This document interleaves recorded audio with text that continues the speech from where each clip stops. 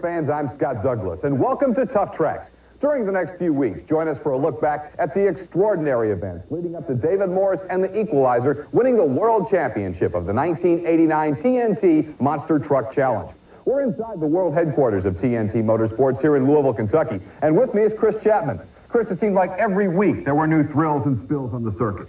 That's right, Scott. We had trucks like USA 1 and the Equalizer flipping onto their top several times. When the Gravedigger held together, every ride was a wild one. And Carolina Crusher pushed Equalizer to the limit for the points title, but for the second year in a row, a rookie won it all. You know, Scott, monster truck racing is still being invented. The jump ahead in technology from 1988 to 1989 was impressive. And on top of that, more aggressive driving made for even better action. All right, you are, Chris. Just imagine what the racing is going to be like in 1990. The word is that stronger yet lighter trucks will be the trend. Speaking of strong, also on today's Tuff Trax program, we'll determine the national champion for four-wheel drive trucks on the TNT All-American Pulling Series. That's all happening in Rockford, Illinois. But first, here's a look back at the first event of 1989 on the TNT Monster Truck Challenge points race. It took place in Chicago, Illinois, and the Gravedigger dominated. In fact, Dennis Anderson won 4 out of the 5 races there. The other was won by a little-known rookie named David Morris and his unique truck, the Equalizer. Still, the big story in Chicago was not a winner, but USA 1, the defending world champion. On the very first night for points, he literally ran into a bunch of trouble. Here's how Army Armstrong and I called this quarterfinal round race. The pursuit for a second straight national championship continues for Rod Litzow in USA 1. Now he's up against Nightlight. Everybody keeps an eye on a USA 1 truck. Litzow, he's the king of the sport, comes out, attacks the track, he's an attacker. A big bounce. Oh, he's up, he's in trouble, Scott. It's awful slick over there, and he went into the concrete, He went into the concrete about 3 or 4 feet from us. The front end of the truck is buried in the concrete wall. Well, the wall's gone. Boy, this is a war inside this building in Chi-Town. Well, you can see the officials trying to get around there and look and see if Rod's okay and the truck's okay. Wow, what a finish to that one between USA 1. Rod got the win over Dave Wachorek in Nightlife, but you can see there he pops out. Army's going to get down there and get to Rod Litzow as the crowd roars its approval of the USA 1 truck. Rod Litzow just took one of the wildest rides we've seen all year long. Everything looked good until you got over onto the concrete part of the surface. What happened? Well, once I hit to the concrete there, when you lock the tires up with this little bit of dust you have on the concrete, it's just like ice. It just went into like a slide, like you're riding on ice, and there's no way of stopping me. Well, you're okay. Will the truck be able to come back and compete in the next round? I don't know. We'll have to take it out and see what kind of damage I did. It's hard to tell right now. The walls came tumbling down for USA 1 in that race, but Rod Litzow was not done yet. He comes back in the semifinals the same night and gets into even more trouble. Everybody's going to keep an eye on the USA 1 Litzow. Problems a moment. Oh, look at here. He's coming on. A strong. Scott, we're in trouble down on this end. He can't get it stopped, and again he's in the wall.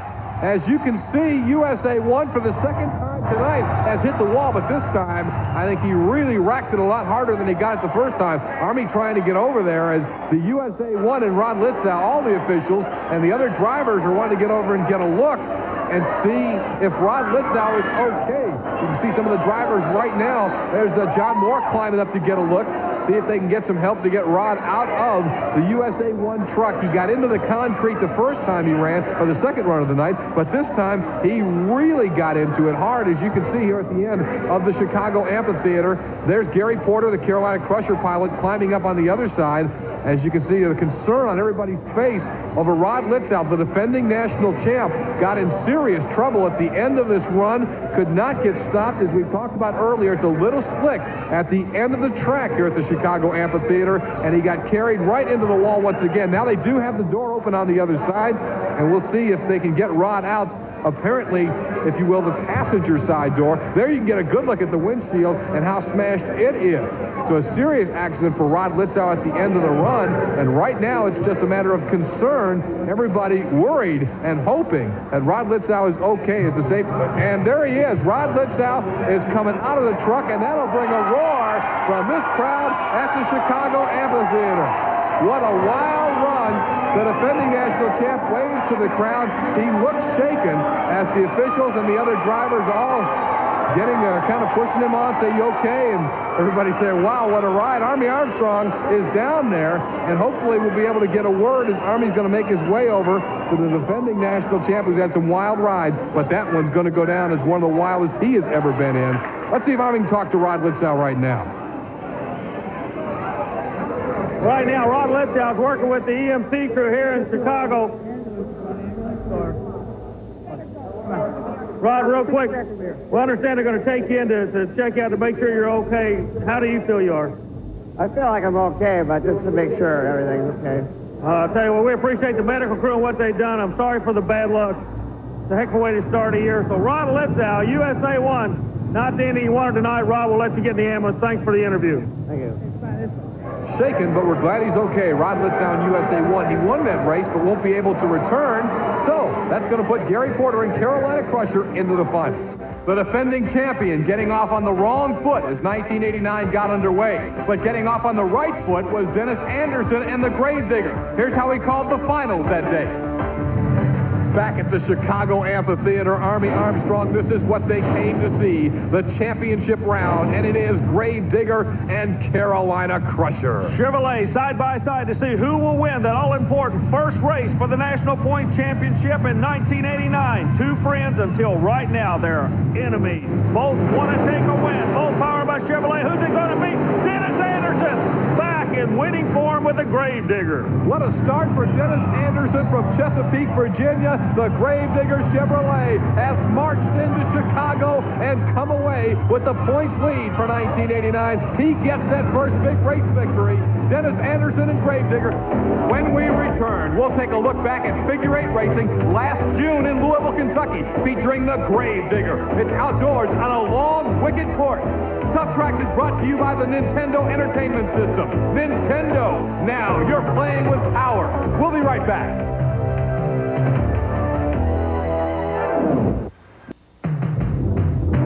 Welcome back to Tuff Trax. I'm Scott Douglas as we review all the sensational action of 1989 on the TNT Monster Truck Challenge. In June, the Monsters invaded the beautiful Louisville Motor Speedway in Louisville, Kentucky. Now, what made this event so unique was that Louisville Motor Speedway is an oval, but in the center of the racetrack is an X. It's a figure 8 course, and the Monsters here ran the figure 8. You have to jump the cars and crush them twice. You're looking now at a semifinal race between Equalizer and Carolina Crusher. The first big matchup of the season between these two trucks that would eventually battle for the World Championship of Monster Truck Racing. Here's how they finished it up. It's Equalizer on the outside, Crusher on the inside. Watch them come for home.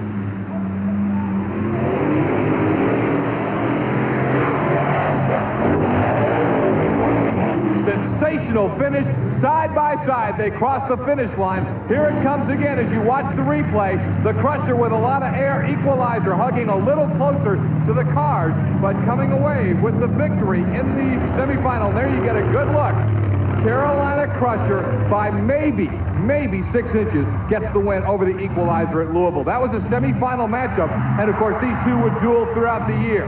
The next semifinal sent Gravedigger up against the Jersey Outlaw. Gravedigger carrying the silver flag, significant of winning the championship the previous week on Tuff Trax. Good matchup here between the very popular and growing Ford product of Vic Rossi, the Jersey Outlaw, with Mike Wine, a tough rookie driver, against the veteran Dennis Anderson and the popular Gravedigger, who at this point in the season was leading the battle for the World Points Championship. You can see Digger has the advantage here. Always, Dennis hits the cars hard, going all out, makes the turn, got very close to the wall, has himself quite a lead right now over the Outlaw, and Dennis will not let up coming for home.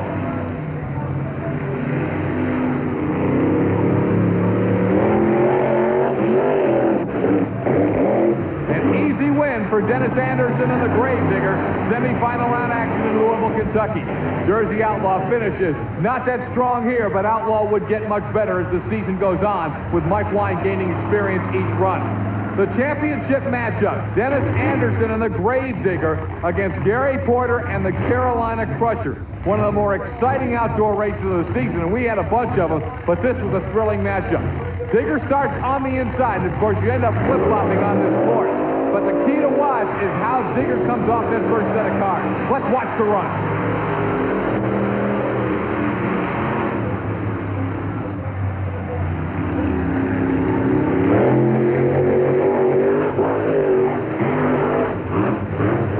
There you see it. He's a little out of control. The door pops open and into the wall. Smoke billowing out of the Gravedigger. Anderson trying to get it turned around. There are flash fire from underneath the engine. Digger's in a world of trouble. And Gary Porter's Carolina Crusher grabs the silver flag by taking the race victory at Louisville Motor Speedway. You can see the Digger there again. Once again, fire coming out of the exhaust at that point. Digger always giving it all he's got, but that time a little too much as he runs into the wall at Louisville Motor Speedway in Louisville, Kentucky. That victory went to the Crusher, but certainly the Gravedigger continues to make a lot of fans. Porter goes and gets the silver flag, takes it off the Gravedigger, and marches to put it on the Carolina Crusher, the first time Gary had the silver flag in '89. It's time for the Crunch of the Week. Hold on to your seats for the amazing Crunch of the Week, brought to you by Micro Machines, the #1 colossally collectible vehicles in the world. If it doesn't say Micro Machines, it's not the real thing. This week's Crunch of the Week, Gary Wiggins, Mopar Magic at Foxborough, Massachusetts in Sullivan Stadium, where the Patriots play football. Mopar against Gravedigger, up, and over. Mopar Magic over on his side. Wow. Gary Wiggins from Williamston, North Carolina, one more time on the Crunch of the Week, brought to you by Micro Machines from Galoo. We'll be right back.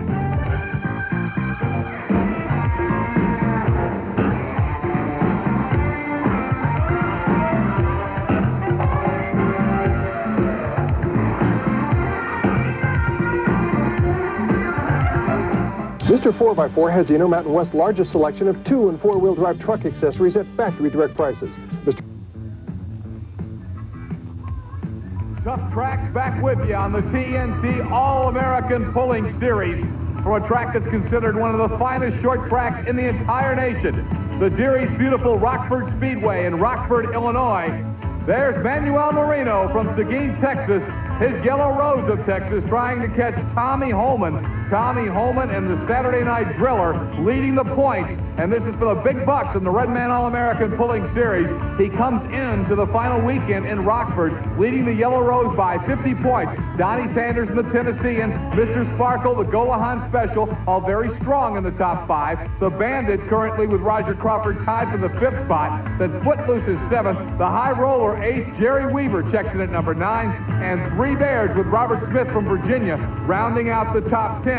Now, we're going to show you some highlights from the first night of competition in Rockford before we pick up the action on the deciding final day in Rockford, Illinois.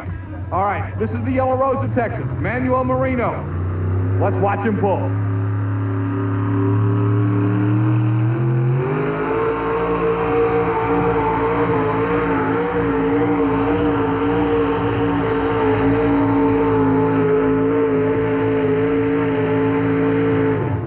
As you saw, a good pull for Manuel Marino, not quite a full pull, 296.26. So Manuel Marino lays down a good run, trying to track down Tommy Holman and the Saturday Night Driller. Next, we get a look at Roger Crawford and the Bandit from Granville, Ohio.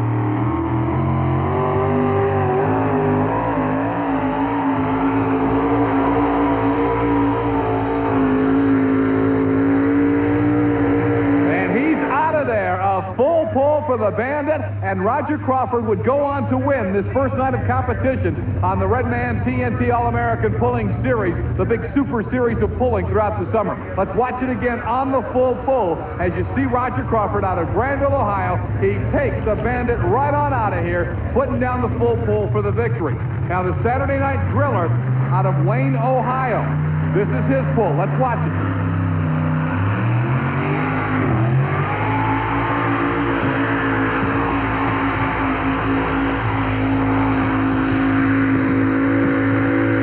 Not a good pull at all. So Tommy Holman, 265.65. That's only 7th. That gives Manuel Marino an excellent chance of catching him here in Rockford. Let's find out from Mike Goss what Tommy thinks of the track in Ohio. Tommy, that could really hurt you in the points race, getting behind Manuel in this class. You got to build a track before I can win. What's the matter with it? This track's no good. It's hauled in here, it's soft. We just can't get a hold of it. Every guy just keeps dropping back. No, not a chance, really, you know. Heard you let off the throttle one time. What happened there? Well, it's just breaking loose. Like I say, there's nothing underneath the tires, so you have to take what you get. And tomorrow I'm last again, so I suppose I'll come out of here back a little ways in the point. I certainly don't believe Tommy Holman's going to concede anything getting ready to come out for the final night of competition. But he's right. The order of draw that we're going to see in a moment will have Holman once again last in the competition. His point lead over Manuel Marino is down to 10. The Yellow Rose of Texas certainly has put himself in a position to try and catch Tommy Holman out of Wayne, Ohio in the Saturday Night Driller as they pull in Rockford, Illinois. Donnie Sanders and the Tennesseans 100 back of the lead as you saw how the top 3 will fare, and you look at the rest of the top 10 coming into this final night of competition in Rockford, Illinois. Now, Mike Goss was getting with all the pullers to get ready for the final round, the final pull for the big bucks on the 4x4 Modifieds for 1989 on the Summer Point Series. And he talked with Manuel Marino, and just basically, Mike asked Manuel if he thought his Yellow Rose of Texas can catch Tommy Holman. Manuel, it's do or die tonight for the national title. Can you catch Tommy Holman? If the truck holds together, we probably can. We spun a bearing last night, and we put another one in. We're still getting copper in the oil, so it'll be hard. It's a hard decision to run it as it is, but we have no choice. You've been in this position before. You've won a national title before, but, you know, any butterflies? Are you nervous? What's your feelings right now? I feel good tonight. My gut feeling is the truck will hold together. So I hope my gut feeling is right. Overall this summer, how have things gone for you? You've had a few engine problems? We've had a lot of problems with the motor this year. The reason being we're turning more RPM than normal, and every time you do that, you are going to have problems. So we didn't bring enough parts out.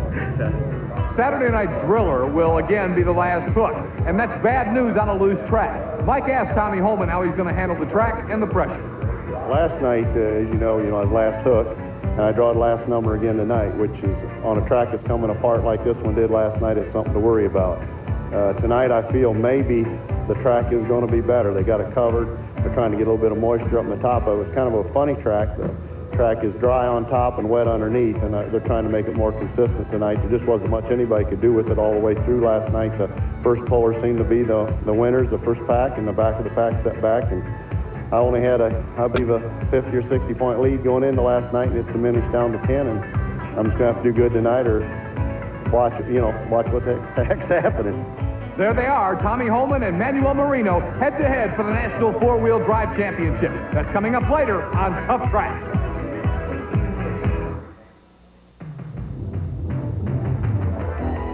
Welcome back to Tuff Trax.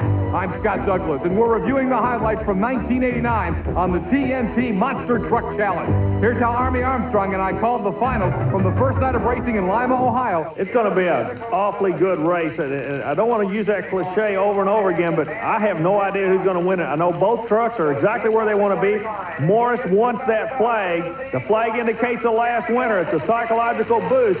Porter wants to hang on to it. It's a good lead, the starting line. Right lane's out a little bit. It looks like the kid out of Tennessee coming out of good. Coming off the second ramp, looks awfully good. And Scott, the flag is going to change hands in Lima, Ohio. Impressive run for David Morris and the Equalizer out of Springfield, Tennessee. What's really impressive, we're going to see a replay in a moment, and watch after he comes off the second set of cars. Morris does get back off of it for a minute, straightens up to make sure both of those front wheels hit the cars so there aren't any disqualifications, and then he takes the win. Look how high he got. Well, what happens is he runs a unique chassis on the truck, and the four-wheel suspension works a little bit better. It enables him to actually correct the truck quicker than the other fellas, and that's what won it for him. Just some heads-up quick driving. The same two trucks met the next week in the finals from Lima, Ohio. The rivalry between Carolina Crusher and Equalizer was born. Here's our call. Can he do it again and pad that point lead? We're about to find out. Equalizer and Carolina Crusher. A week ago, Equalizer beat the Crusher. Just a minute ago, when they went into the vehicles, the driver of the Carolina Crusher looked at me and said, I'm going after him. I'm going to get the flag back. Well, actions speak louder than words. The flag's on the Equalizer. The Crusher moves in the lane. Yellow truck, far side, quick qualifying time of the night, lane choice. He's where he wants to be. The Equalizer's where he wants to be. Porter is coming after this kid in the Equalizer with a vengeance. He wants him in the worst way.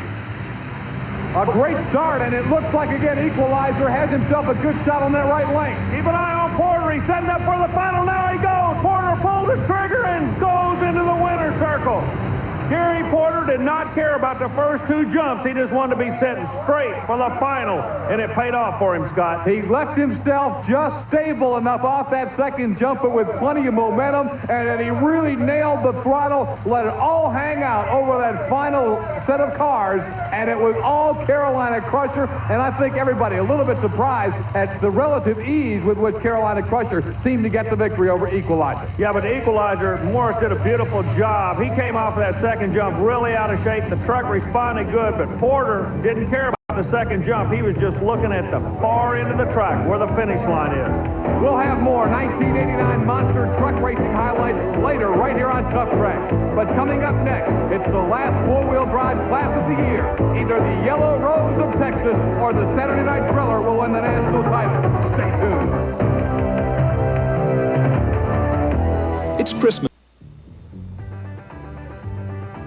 With the big bucks, the point fund money on the line and up for grabs. It's the final event of the year on the Redman TNT All-American Pulling Series. Modified four-wheel drive truck pulling action. We're in Rockford, Illinois at the Rockford Speedway. First up tonight, Glenn Davis and Mr. Sparkle out of Miramar, Florida.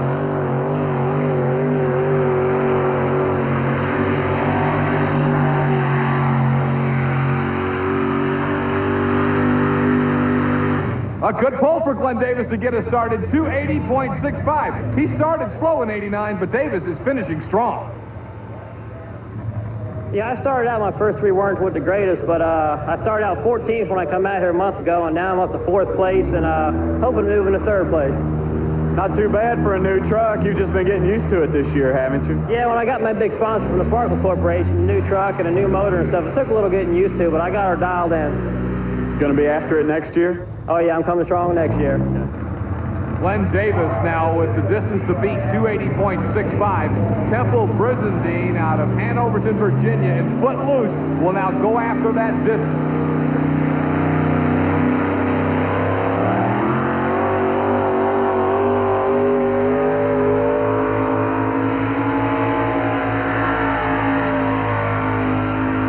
Not going to get there. Let's get the official read on it from Brizendine. Not bad, 271.18. So Footloose right now, at least for the moment, is in second behind Mr. Sparkle and the Floridian Glenn Davis. Robert Golahan and the Golahan Special now brings out the Ford to try and knock off Mr. Sparkle.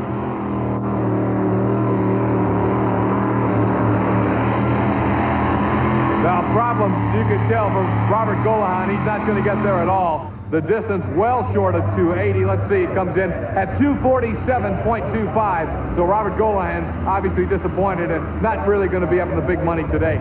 Donnie Sanders, one of the best in the world, the Tennessean from Nashville, Tennessee. The distance Donnie needs to beat, 280 feet, .65. 280 is what he's trying to beat.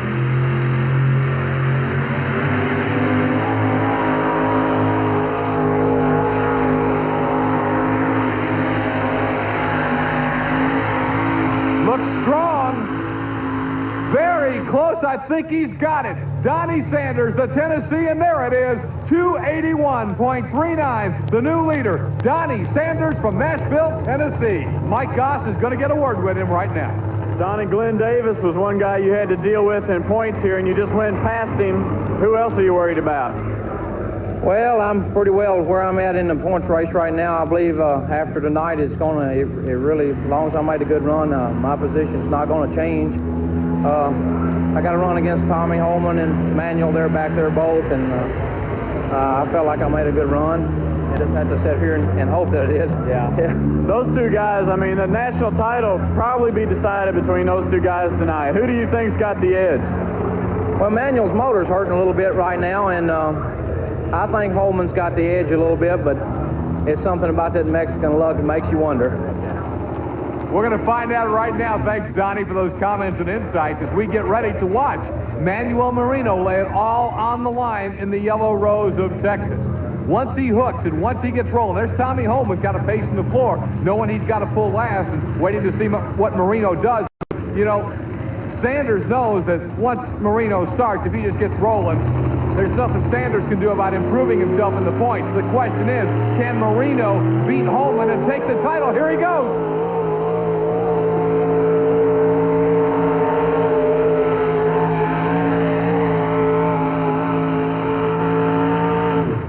All right, Manuel Marino, a decent pull, 272.67. Again, Tommy Holman has to go last, so he's got a long way to go to get by Manuel Marino.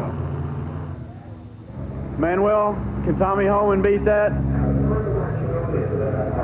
I think he can. He's got a lot of power, and I think he can. You had engine problems. You worked on it hard today. How do you think it performed? I didn't run it as hard as I should have, but that's what I could do. This is another look at the run by Manuel Marino and the Yellow Rose of Texas. To win the national title, Tommy Holman must go past the 272.67 foot mark. We'll see if he can do it a little bit later, right here on Tuff Trax. Tuff Trax with the superstars of monster truck racing on the TNT Monster Truck Challenge. I'm Scott Douglas, once again reviewing all the great highlights of 1989 in TNT Monster Truck Racing. Here at the Richmond International Raceway, a beautiful facility that hosts 2 NASCAR Winston Cup races a year, and it also hosts the Major League of Monster Truck Racing, the TNT Monster Truck Challenge. Now, in July, this quarterfinal race between USA 1 and the Equalizer was worth the price of admission. Over on his side, on his roof, shearing off a wheel, David Morris, the rookie, comes out of the Equalizer. He's okay after a sensational flip. What a wild run for David Morris and the Equalizer in Richmond, Virginia at Richmond International Raceway. The safety crews, the TNT crews, everybody getting over, even some of the other drivers, to make sure David's okay after a wild ride. Let's watch it again right into your living room. Look at Morris come off the last set, and you see the wheel just buckle, and over goes the Equalizer. And it actually shears off that front wheel. David Morris was okay, and the truck would actually be back the next week. Army Armstrong was able to talk with David Morris after that wild ride. It was quite a moment for David Morris, and here was his interview with Army Armstrong after the wild run in Richmond. David, you set up a war and you fought a good battle. I can't think of anything else that you could have done to win that thing. It was awesome. Well, I didn't know what happened. I knew I made a good landing when I landed, and I don't know, I couldn't figure out why the truck would be rolling, but I knew it was, so I hope it didn't hit Rod's anywhere. No, Rod's okay. He was over here worried about you. The landing was good. The bounce is where the problem came in. You landed, it looked good, and then you took a real weird bounce that we've been talking about all night long, and it went over to the left front, and that's what tore the whole front suspension out from underneath the truck. Well, I didn't know what happened. I knew something had happened major because the truck had started into a roll, and it hadn't been doing it when it takes that kind of landing, so I knew something had to broke. We're going to let you. They're going to put you right back to work. Gary Cook's got a bunch of guys. They're going to try to get the truck fixed. We're glad you're okay. We'll see you on the tour later on. Okay, thanks. That truck ends up coming back next week. We'll see it in a minute. Boy, oh boy, Equalizer was just a violent flip, and you can see that when that wheel sheared, it really left him in a very vulnerable position. Now, Rod Litzow won that race, but was eliminated later. Here's the finals from that night in Richmond. Nightlife and Dave Wysorek in the championship against the hometown favorite, Chesapeake, Virginia's Dennis Anderson and the Grave Digger. And the Digger wins it in Richmond. Dennis Anderson outside. He had a great indoor season in the winter. Here he gets a big outdoor win in July as he puts the Grave Digger in victory lane at Richmond International Raceway in Richmond, Virginia. Dennis Anderson, in front of an awful lot of hometown fans, got the win that night. Now, the next week in Richmond, David Morris and the Equalizer was back. Unbelievably, we're going to watch him race against Carolina Crusher.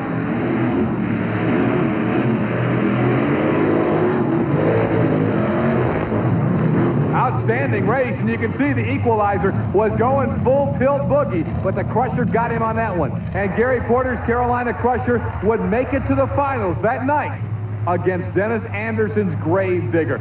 Silver flag flying from the back of the Gravedigger. A packed house, mostly Gravedigger fans in Richmond, Virginia, when you consider that Dennis Anderson, the driver of the Gravedigger, is from Chesapeake, Virginia. But hey, there were a lot of Carolina Crusher fans and Gary Porter fans there as well, and the folks loved this matchup in the championship. Let's watch the Monster Smash final from Richmond, Virginia, between the Gravedigger and the Carolina Crusher, as Gary Porter pulls his truck to the line and readies to go for all the marbles in Richmond, Virginia.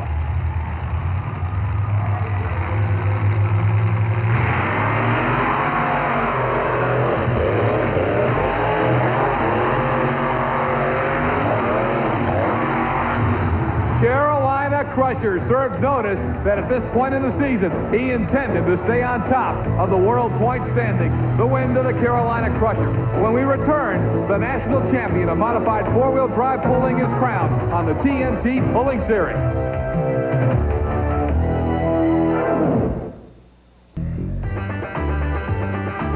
The TNT All-American Pulling Series crowning its 4x4 modified champion in truck pulling at Rockford Speedway. You know, Rockford Speedway every year hosts the National Short Track Stock Car Racing Championship, but here on this September weekend, they played host to the modified 4x4 championship in the TNT All-American Pulling Series. This is Three Bears and Robert Smith from Winchester, Virginia. Distance to beat, 281.39. He's not going to get there. The distance for Robert Smith and Three Bears, 269.95. Our next puller in Rockford, Illinois, Roger Crawford and the Bandit from Granville, Ohio. Certainly Crawford, a driver and a puller the caliber of knocking off the leader right now, Donnie Sanders in the Tennessean, but he's going to have to go some to do it. 281.39 on this track, and with this sled is going to be a tough pull. Let's watch the Bandit.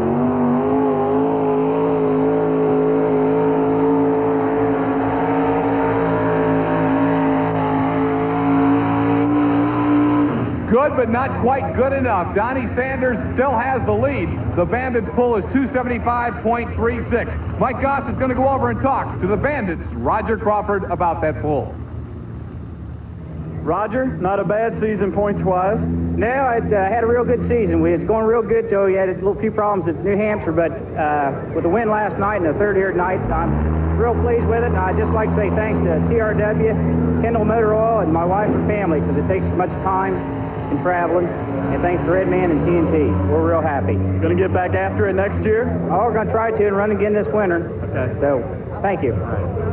He's sitting third now. There you see some of the crew, and Tommy Holman's wife is the folks watching the Saturday Night Driller. You can see Tommy's wife was the one hanging her head for a minute. The pressure is awesome, because if Tommy Holman can crack that top three and get past Manuel Marino, he'll win the national championship. Holman's going for it right now. He's got to get past 272.67. He's close. He's close. The distance is 276.52. Your new national champion in modified four-wheel drive trucks, taking the big bucks on the Red Man Series, Tommy Holman and the Saturday Night Driller from Wayne, Ohio. Tommy Holman is the national champion, and Mike Goss is going to talk to him about it right now. Tommy just won a national championship. It feels great. It feels really great. You nervous up there at the starting line at all? Yeah, today I really was. Just hoping that the truck stayed on the ground and the track held together. And they did a great job on the track today. They put a little more moisture in it, and it stayed pretty even for everybody. We just tickled to death to do it. Competition like this really gets your blood flowing, doesn't it? Oh, man, I tell you, this TNT circuit's just I pulled in other circuits before, and I've never seen anything as tough as this. I mean, it's just nick and tuck all the way, you know, one position right here to the end, and that's close. All right, congratulations to you. Thanks a lot. We're right there. A reason to be proud. This is the Major League in truck and tractor pulling, and Tommy Holman is the champion of the modified four-wheel drive trucks. Mike Speller, TNT Techman, congratulating him on a great season. Here's the way they finished the final night in Rockford. Donnie Sanders wins the event. Mr. Sparkle second. Saturday Night Driller doing what he had to do, finishing third with the Yellow Rose fifth behind the Bandit. That leaves the point, a 30-point championship for the Driller over the Yellow Rose. Donnie Sanders ends up third. Mr. Sparkle fourth. The Bandit is in the number 5 spot at 2160, and the TNT All-American Pulling Series paid the big bucks to the top 5. The Go-Ahead Special, Footloose, Three Bears, High Roller, and the Weaver Special of Jerry Weaver, rounding out the top 10 on a great summer of pulling. At the 1989 TNT Award ceremonies recently in Louisville, Kentucky, Chris Chapman asked Donnie Sanders to assess 1989, to look back at the season and to look forward to 1990. Donnie, assess the 1989 season for you. Well, being over, it's been a good season, I guess. You got to give, I guess, a lot of hand there to Tommy Holman, because he done a good job this year. He's won the points, and Manuel come along there with a lot of breakage, and he done well. And I guess I'm very lucky to be third. Any predictions and expectations for your team in 1990? They're going to work hard at it, I guess, and try to run the wheels off of Tommy Holman next year. Well, it looks like everybody will be after Tommy Holman next year, especially Manuel Moreno. Chris Chapman talked to him at the award ceremony. Manuel, review the 1989 season for you in the Yellow Rose. We had a good year. We had a lot of breakage problems, but we finished second. We would like to beat Holman, which we didn't. But other than that, we had a good year. Can't complain. The TNT organization was great. Redman and everybody was great, so we had a good year. What do you think about 1990? What do you predict is going to happen next year? Well, I think I can win. I know I will win. I'll buy more parts and try I can hold the guys back, and we're going to give it the best shot we can. So the pressure is on for Tommy Holman to repeat in 1990. But for now, the Saturday Night Driller is the national champion. Tommy, assess the 1989 season for you in the Saturday Night Driller. It was great. Number one, just can't be any better than that. What gave you such a winning combination? I think Jerry Janke had a lot to do with it. I had the biggest engine on the circuit this year. The truck seemed to work real good. We worked hard at it, and everything stayed together real well all year. So what about 1990? What do you think is going to happen next year? Well, I'm expecting a repeat of what happened this year.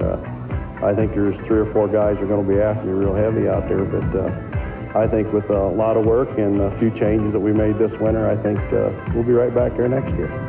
And we'll be right back with more 1989 Monster Truck highlights. Mr. Ford.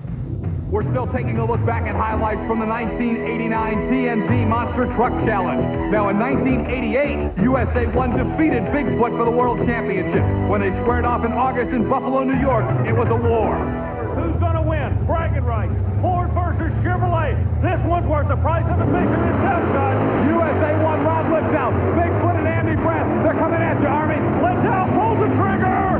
He's in trouble. Litzow's going over again.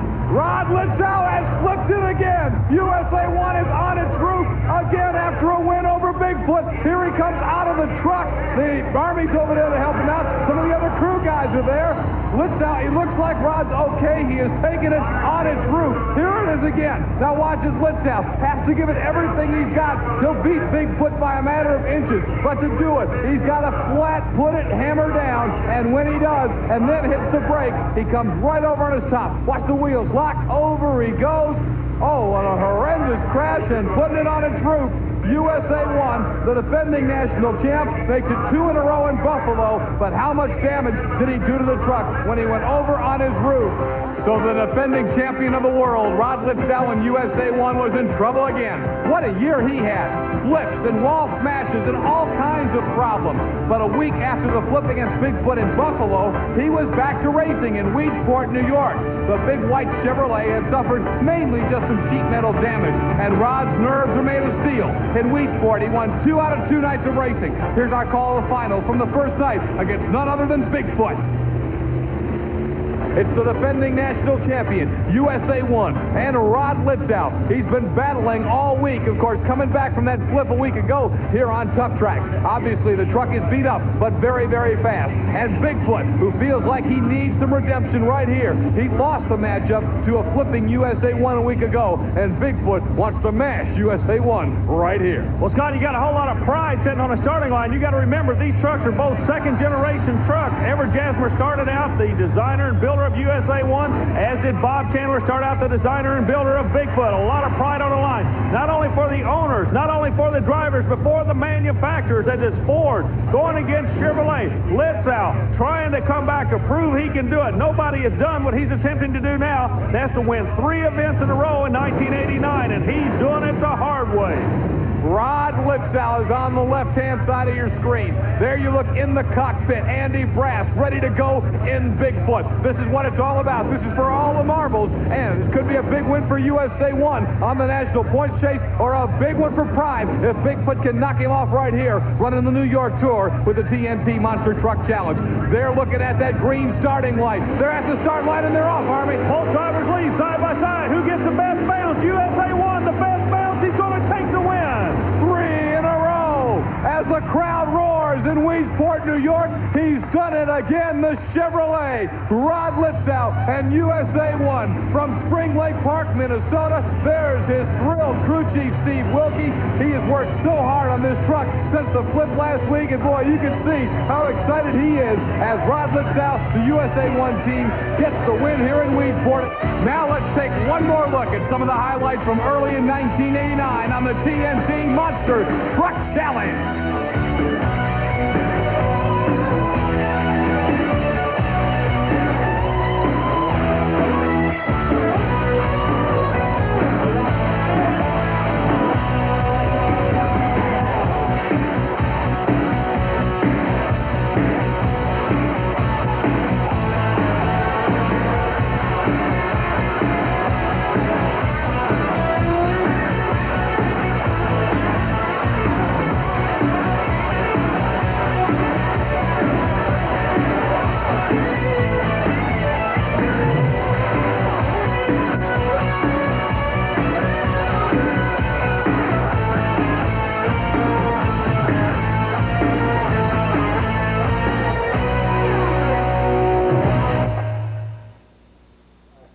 You've just seen some of the exciting highlights from TNT Monster Truck Challenge racing early in 1989. Already you've seen crunching action from USA 1 and from the Equalizer, and there's more in store over the next 2 weeks as we take a look back at how Equalizer unseated USA 1 as the world champion. Chris, where are we off to next week? Scott, our fans probably remember Kalamazoo, Michigan as the most exhilarating event of the 1989 season. More flips by both USA 1 and King Crunch. And then we're off to Milwaukee, Wisconsin, where USA 1 jumped more than 100 feet. Also, we'll crown the national champion of the super modified two-wheel drive trucks of the TNT All-American Pulling Series. It's the Midnight Express's last chance to catch the Sundance Kid. You know, I remember that big leap by USA 1 in Milwaukee, and it's amazing to think how far these vehicles have come. You know, TNT Motorsports is 10 years old this year. Early on, exhibition vehicles at TNT events were like this old beer wagon, complete with barrels and the original engine. We'd hook it to the sled, and it would pop a wheelie all the way down the pulling track. That's all of our highlights show this week. Please join us next week for more exciting action from 1989. Until then, I'm Scott Douglas for Chris Chapman and Army Armstrong. We'll see you next week here on Tuff Trax.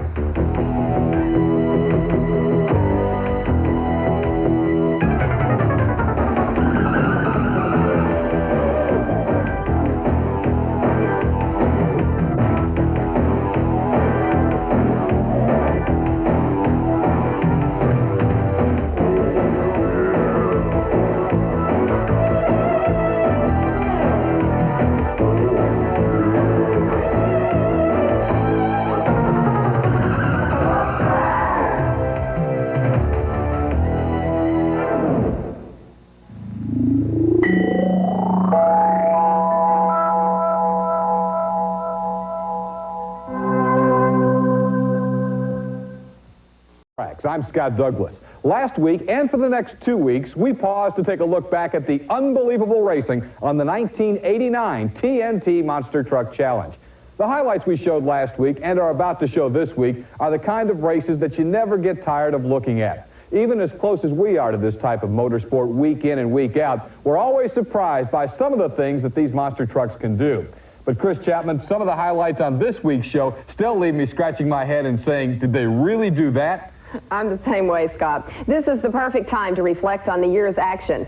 The monster trucks aren't racing right now, but are preparing to resume racing on the first weekend in January. But things are hopping at TNT Motorsports during this so-called downtime. Already, boxes of TNT T-shirts and caps, like this Gravedigger cap, for example, are ready to be loaded into trucks as TNT embarks on its 11th year and another 150 events.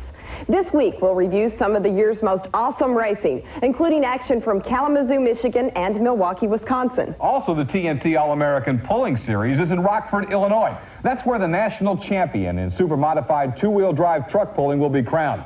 But first, we were in Nashville, Tennessee in August for monster truck racing and the emergence of King Crunch.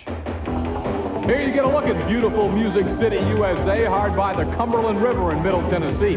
We were at Nashville Motor Raceway, where we had a course designed with 3 jumps. It was not a course appreciated by Rod Litzau and USA 1. That team was hot, having just won 4 races in a row and threatening to catch the Equalizer and Carolina Crusher in the points race.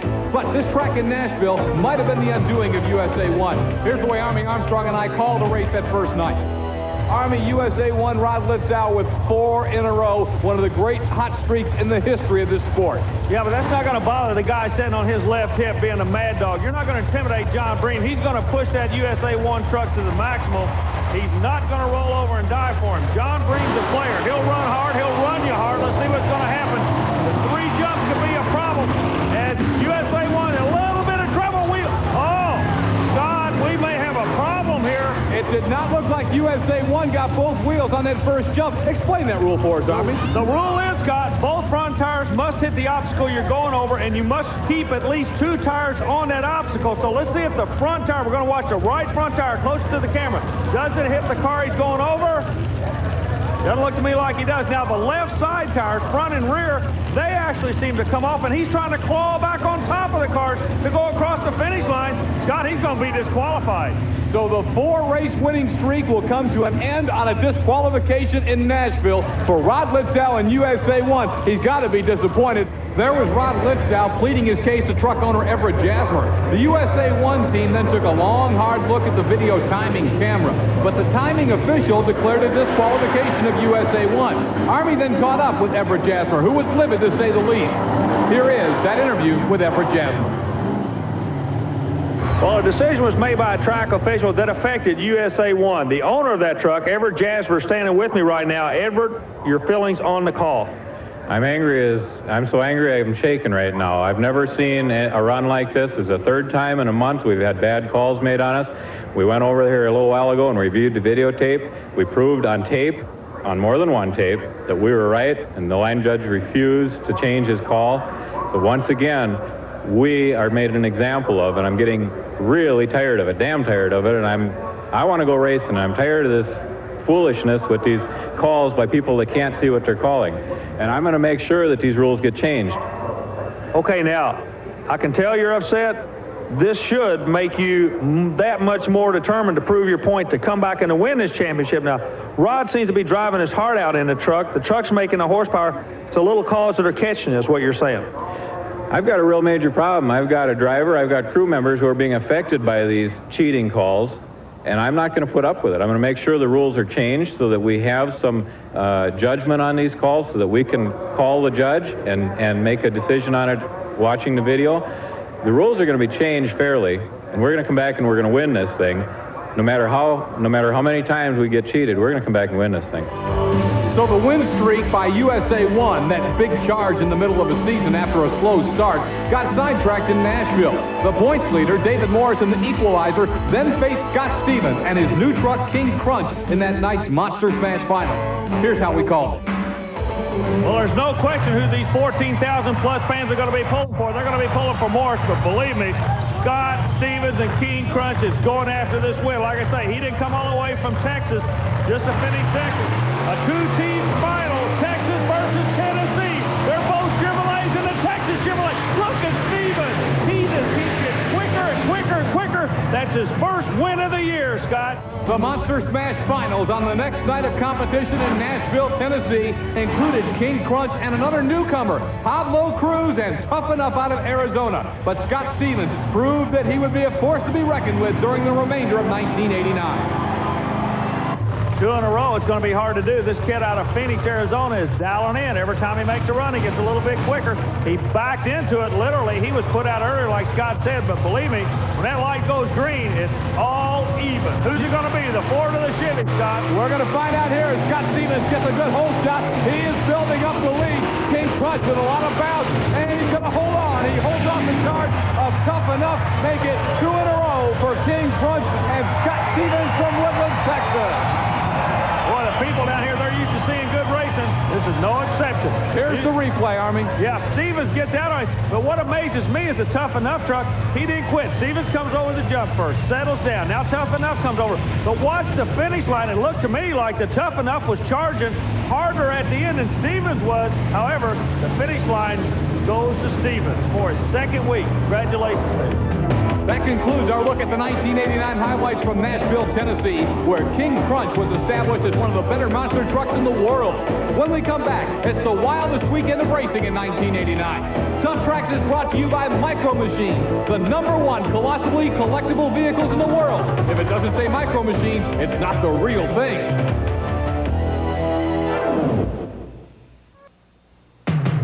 Welcome back to Tuff Trax, where we are looking back at the highlights of the 1989 TNT Monster Truck Challenge. Perhaps the wildest weekend of racing occurred late in August in Kalamazoo, Michigan, and the fireworks started when 2 of the most aggressive drivers met in the semifinals. Here's how Army and I called it. It's Gravedigger, Dennis Anderson, Chesapeake, Virginia, against the defending Nashville champion, the Chevrolet USA 1, and Rod Litzow from Spring Lake Park, Minnesota. Litzow comes out of that right lane, but both red lights are on the Gravedigger. You know what that means? It's going to be a Donnybrook. They come out side by side, half bracket close. Scott, I don't know. Oh, what a finish. Whoa, what? Hey, oh, we still got problems down here trying to get the truck shut down.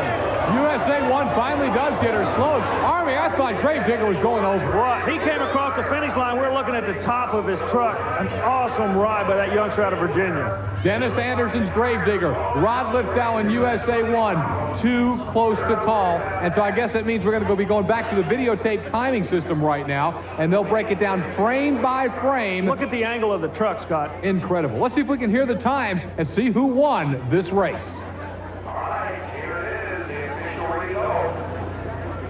USA 1 ran 7.16 seconds. The Gravedigger ran 7.13. Dennis Anderson, when this thing started tonight, you told us you were going after USA 1. You lined up next to him, and you got him. What's going through your mind right now? Well, I was glad I could pull it off. I pulled to the line. I didn't have second gear, so I had to bump it from low to third and just stay after it, you know, and I was going to nail him to the wall, and that's what I did. Done a little bit of damage to the truck, but who cares? I beat him. This blood and guts out here, you know, we're for real. You know, we're here to win the points champion. We got big purse to win, and we got reputations to live up to, and we're going to live up to them. Anderson gets the win over USA 1's Rod Litzow. Just watch him race, and you can tell Dennis Anderson is tough aboard the Gravedigger. And he talks tough as well. But his story throughout 1989 was breakage. The truck broke while winning that race, putting USA 1 into the finals against the Equalizer and David Morris. They're off, side by side. This is the finale. The Monster Smash. USA 1 and Equalizer Army. Litzow comes out. He's in trouble on the end of the track. Litzow goes around one more time on his top. Oh, no. He wins, but he wins on his roof. USA 1 and Rod Litzow wins it in Kalamazoo, but he wins it upside down. Oh, my, what an incredible finish. David Morris also got a little sideways at the end. He kept his truck on all 4 wheels, however. Rod Litzow is upside down. An unbelievable race for the championship. The Monster Smash final. All the drivers come flying down to the end of the track to get a look at Rod Litzow's USA 1 and to get him out of that truck. Well, it gets scarier and scarier as we go along, and it gets so much quicker. These guys are flying down here. Wow, what a final. There is Rod Litzow. He's out of the truck, safely out of the truck, as he's flipped her again. But I'm going to tell you, he's going to flip it with a smile on his face, because Litzow came here for one reason, no matter what it took to get a victory. And USA 1 has done just that. As you can see, he's got to look it over his handiwork. What an incredible finish. And there's Steve Wilkie, his crew chief, coming over, saying, "You all right, Rod?" Litzow says, "Yep," and we won her. Once again, trouble for Ron Litzau in USA 1. That truck spent a lot of time this season on its top, but when it stayed upright, USA 1 was as fast as anybody. Now it's time for the Crunch of the Week. Hold on to your seats for the amazing Crunch of the Week, brought to you by Micro Machines, the #1 colossally collectible vehicles in the world. If it doesn't say Micro Machines, it's not the real thing. February 1989, Louisville, Kentucky, the National Farm Machinery Show for the Crunch of the Week. It's Bill Patterson and the Sassy Massey with flames everywhere. A little raw fuel leaks out, and it's a hot time in Louisville for Bill Patterson and the Sassy Massey. One more time, find the driver. Bill shuts her down before a real fire gets going, but he cooked them in Louisville at the National Farm Machinery Show on the Crunch of the Week. When we come back, it'll be Ken Lamont's last chance to catch Ray Carpenter for the two-wheel drive national championship on the TNT All-American Pulling Series. Tuff Trax back with the superstars of truck and tractor pulling on the TNT All-American Pulling Series. Rockford Speedway in Rockford, Illinois, the home of the season finale to crown the big money champions on the TNT All-American Pulling Series. Sundance Kid and Ray Carpenter with a healthy advantage coming into these final two events at Rockford. Ken Lamont and the Midnight Express going to have an awesome weekend in Rockford to catch him. Mike Stowe in the Bad Dog third, Walsh in the Irish Challenger, then Wayne Roush in the Yellow Model T, Mark Heron, Jack Daniels sixth, followed by the Chevy C-Cab, Sudden Thunder, Spike, and the Kodiak Dodge rounding out the top 10 coming into Rockford. Again, two events. Now we're going to look at highlights from the first night. This is Dan Walsh and the Irish Challenger trying to grab some of the big money for the TNT Summer All-American Pulling Series. Let's watch Walsh pull it out.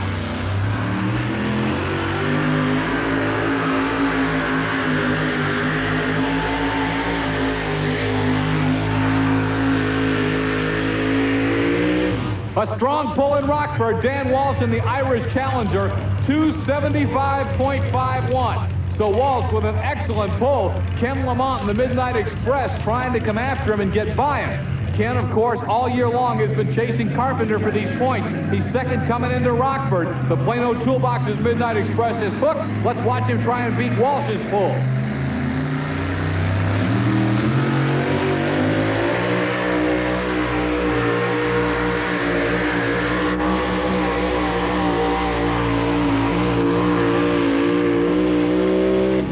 But not quite enough for Lamont. 272.33. Mike Goss talks with Ken Lamont about the pull and the points. Ken, that's not good enough to win here, but the guy you've got to beat's still behind you. Yeah, well, the guy on the lead I really needed to beat too, but I don't think it's that bad a run. It wasn't off that much unless some other combination starts to work. It's, in all honesty, not that good a track. Normally on this type of track, it's a homemade track like an indoor track without a roof. Normally, when it's that case, it doesn't get any better unless they start building the road, but I don't think that'll happen, so I'm not all that down about the run. I sure as like to win the lead, but... How bad you want to win this national title? Damn bad. Real bad. I'd like to do it for me, for Plano Toolboxes, for Quaker State Motor Oil, but, you know, sometimes you get lucky and sometimes you don't. You just got to keep trying what you know best. Okay. Ken knows coming in that he's a long shot because this guy's got a very strong lead coming in. Ray Carpenter and Sundance Kid. He doesn't necessarily need to beat Lamont, but he needs to stay close. Here he is.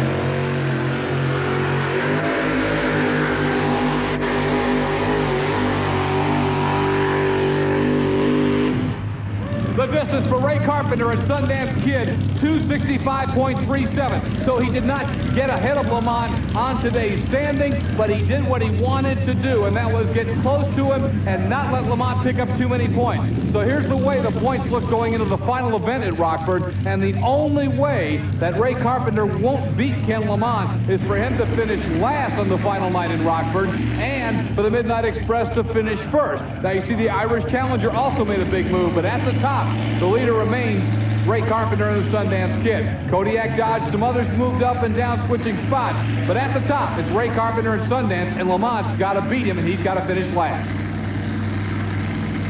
Can you catch Ray Carpenter? Well, it's getting mathematically pretty tough right now, but we're going to do everything we can to beat him.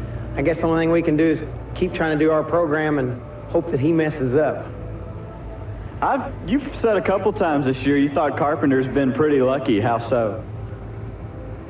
Ray's been lucky, but I'll give him credit. He's been good. He's got a real good driving technique, and he's getting a feel of it. He's been real good. He's had tremendous amounts of help from the guys that built the truck, the Humphrey guys with Humpco. He's been doing real well. Everything he touched, even when Ray messes up, he still gets 5th or 6th. You know, the rest of us, sometimes we've been real known to take a bath. You wanted this national title, you know, pretty bad. What's your feelings about finishing second? Well, second's a whole lot better than third. We wanted to win bad. We wanted to win real bad. I made a statement early in the season. If I didn't win this thing, there was going to be one big reason why, and I guess it's Ray Carpenter. That truck's an old Spike truck, and Humphrey sold that truck 2 years ago. I thought I got rid of that thing once, and it's come back to haunt me and him both. But barring disaster, Ray Carpenter and the Sundance Kid will win the super modified two-wheel drive national championship on the TNT All-American Pulling Series. Mike Goss asked Ray Carpenter about his chances before that last pull. Well, our hopes are high, Mike. Without a major motor explosion or something crazy happen, we've got to safeguard a little bit with the points, but you know, sometimes you can roll the dice and come up snake eyes, that's for sure, and we're certainly hoping that don't happen here. Now, Lamont, without a doubt, wanted to win this thing bad, but yet he told us a little while ago he's got the greatest respect for what you've accomplished this summer. Well, you certainly, you know, there again, he's a little in back of us on the points, but you have to respect him because he's like a magnet, you know. He can just reach out there and glue you right to the wall at any given point. So it's just one of those deals where I think competitors do have a lot of respect for each other, and if you don't think so, come on out and try it sometime. We'll find out if Ray Carpenter is indeed the champ a little bit later, right here on Tuff Trax.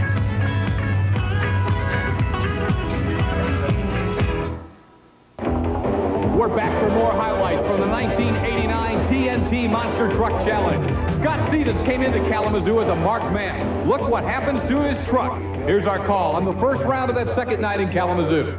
Next opening round matchup, there you see the computerized state-of-the-art King Crunch and Scott Stevens. King Crunch coming out to take on Buffalo Tremor, John Kwasniewski. Army calls him Johnny K. He's from near Buffalo, as you'd expect in the Buffalo Tremor, Lackawanna, New York. Keep an eye on Scott Stevens. He'll be working the left lane. He's been around a long time. He's an attack driver. He drives with the Texas philosophy.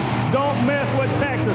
Meanwhile, the kid out of New York comes out real good on the side, closer to the camera. He's in trouble. Stevens goes like a rocket. Whoa, we've got a problem now. Look at that. Complete 360 pirouetted and landed back on his wheels. Unbelievable. Scott Stevens is King Crunch. We said it's state-of-the-art, but I'm not sure that's part of the state-of-the-art, being able to flip and land back right side up. But who knows what the damage to that truck is. I'll tell you, Scott, when you see a TNT event, this is what you're going to see. It's no grins and giggles. It's full, all-out racing. Wow. Scott Stevens annihilates King Crunch. There's sheet metal everywhere. The entire front end sheet metal is gone from the truck. You can see the back, the bed of the truck is now laying at a 45-degree angle to the ground. Lots of safety crew personnel in there to make sure Scott's okay. And that obviously is the first concern, but they're talking to Scott, and it looks like he's all right. So now, for the crew, they've got to see what kind of shape this truck's in. I'll tell you, Scott, the truck looks a whole lot worse for wear. I'm kind of worried about Scott. Oh, good. He's coming out of the truck.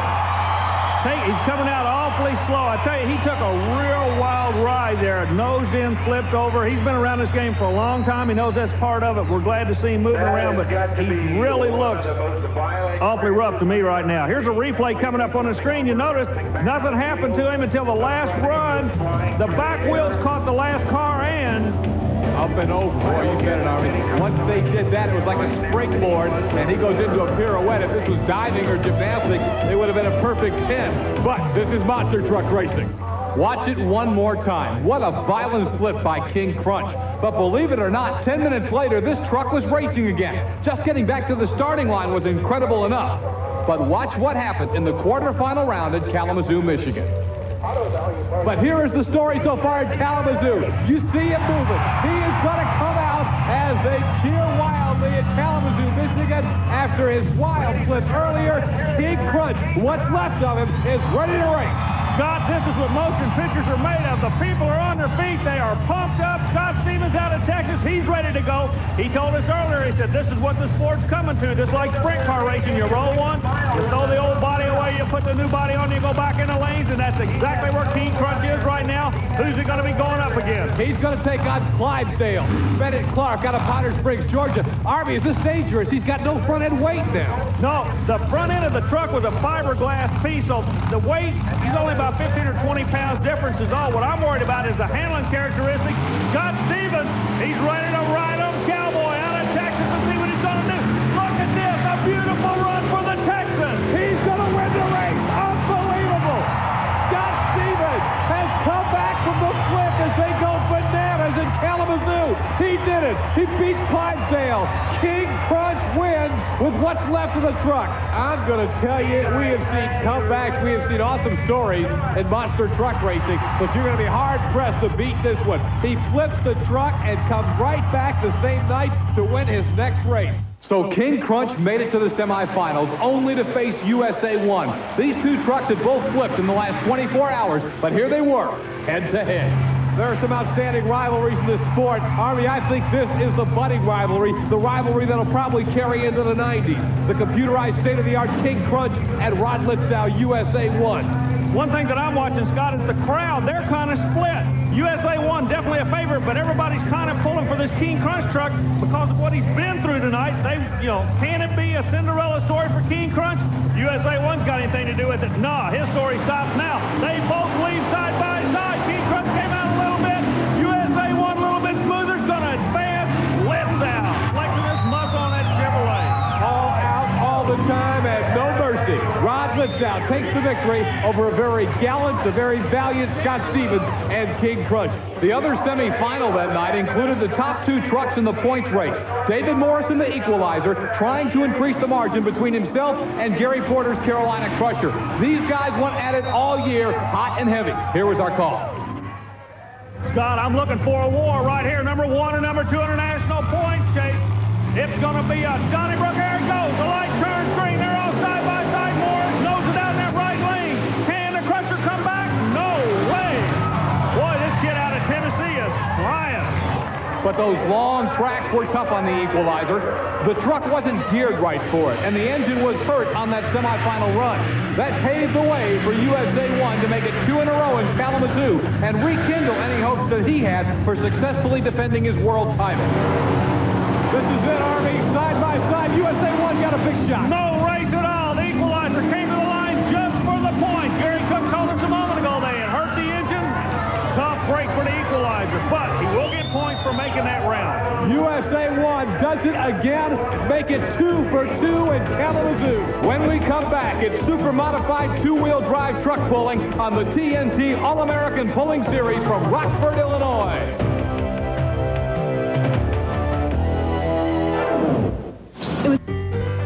Back with the TNT All-American Pulling Series on Tuff Trax, as we're ready to crown the national champion in the super modified two-wheel drive. Ray Carpenter, Sundance Kid, coming in with a big lead over Ken Lamont and the Midnight Express. But everybody trying to jockey for positions in the top 5. That's where the big bucks are going to be paid. And here's a guy trying to get in the top 5, Mark Hare and Jack Daniels.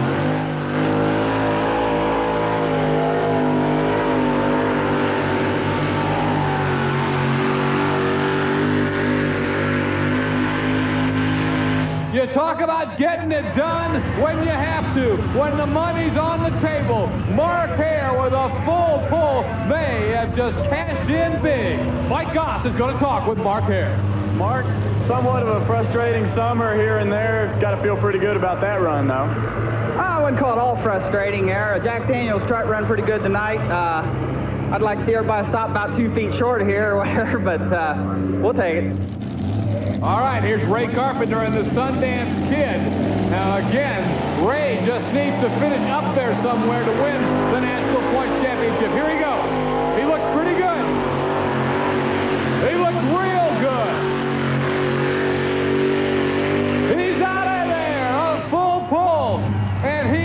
clinch a national championship in style. Mike Goss will talk to the new national champ, Ray Carpenter. Ray, how's it feel to be a national champion? Oh, it feels great. You know, people like you. They want to hang around with you. I mean, you know, what can I say? It's a good feeling. You bet, Mike. Now, it's going to be a matter of a pull-off here. How do you handle it? We're going to have to set her a little different for the pull-off, depending on what they do with the sled. And we got a good, comfortable edge here now, and we'll have to see where it goes. You know, there's still a lot of good guns back there. Bill Humphrey and the boys, you know, they're aiming at you pretty good.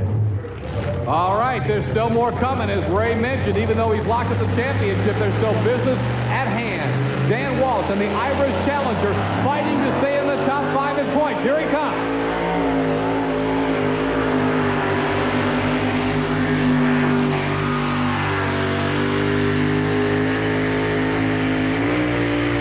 Oh, the throttle hanging, a problem for the Irish Challenger. The distance, 281.87. So again, Walsh not getting into the pull-off, trying to hang on to a top 5 spot where the big bucks are paid on the TNT All-American Pulling Series. Disappointed. No look at the problems on the Irish Challenger. Mike Stowe, former national champion in the Bad Dog Ford, also trying to hang on in the top 5.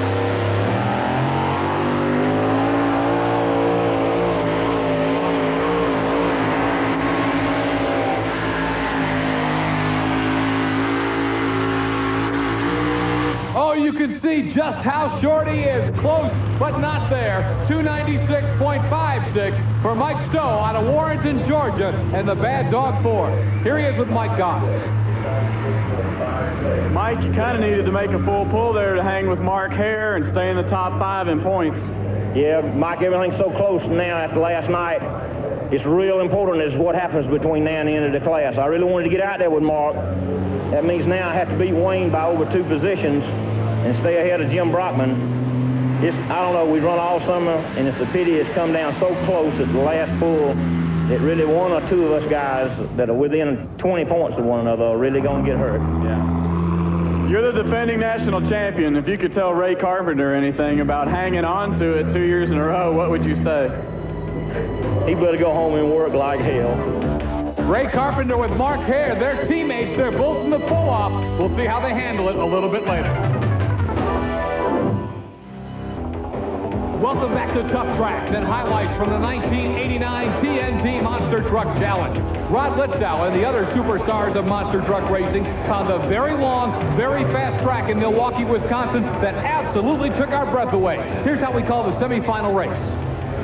Because of early problems this year, I mean, you know, USA 1 still has so many points to make up. He's got to be considered a long shot to win the national championship. But boy, can he take a major step right here. He's got a chance to beat Carolina Crusher head-to-head, and then he may face Equalizer. Were he to get by Crusher here, he could beat both of the 2 in front of him head-to-head if he's on his game today. Throughout the rest of the year, every run is an important run because of the point structures you were saying. And Litzow, with that sponsorship, he's got to make a good show for the True Value Hardware people to win the fans over to his side, and he's doing a good job of it. He won't quit. It's the side. Look at this.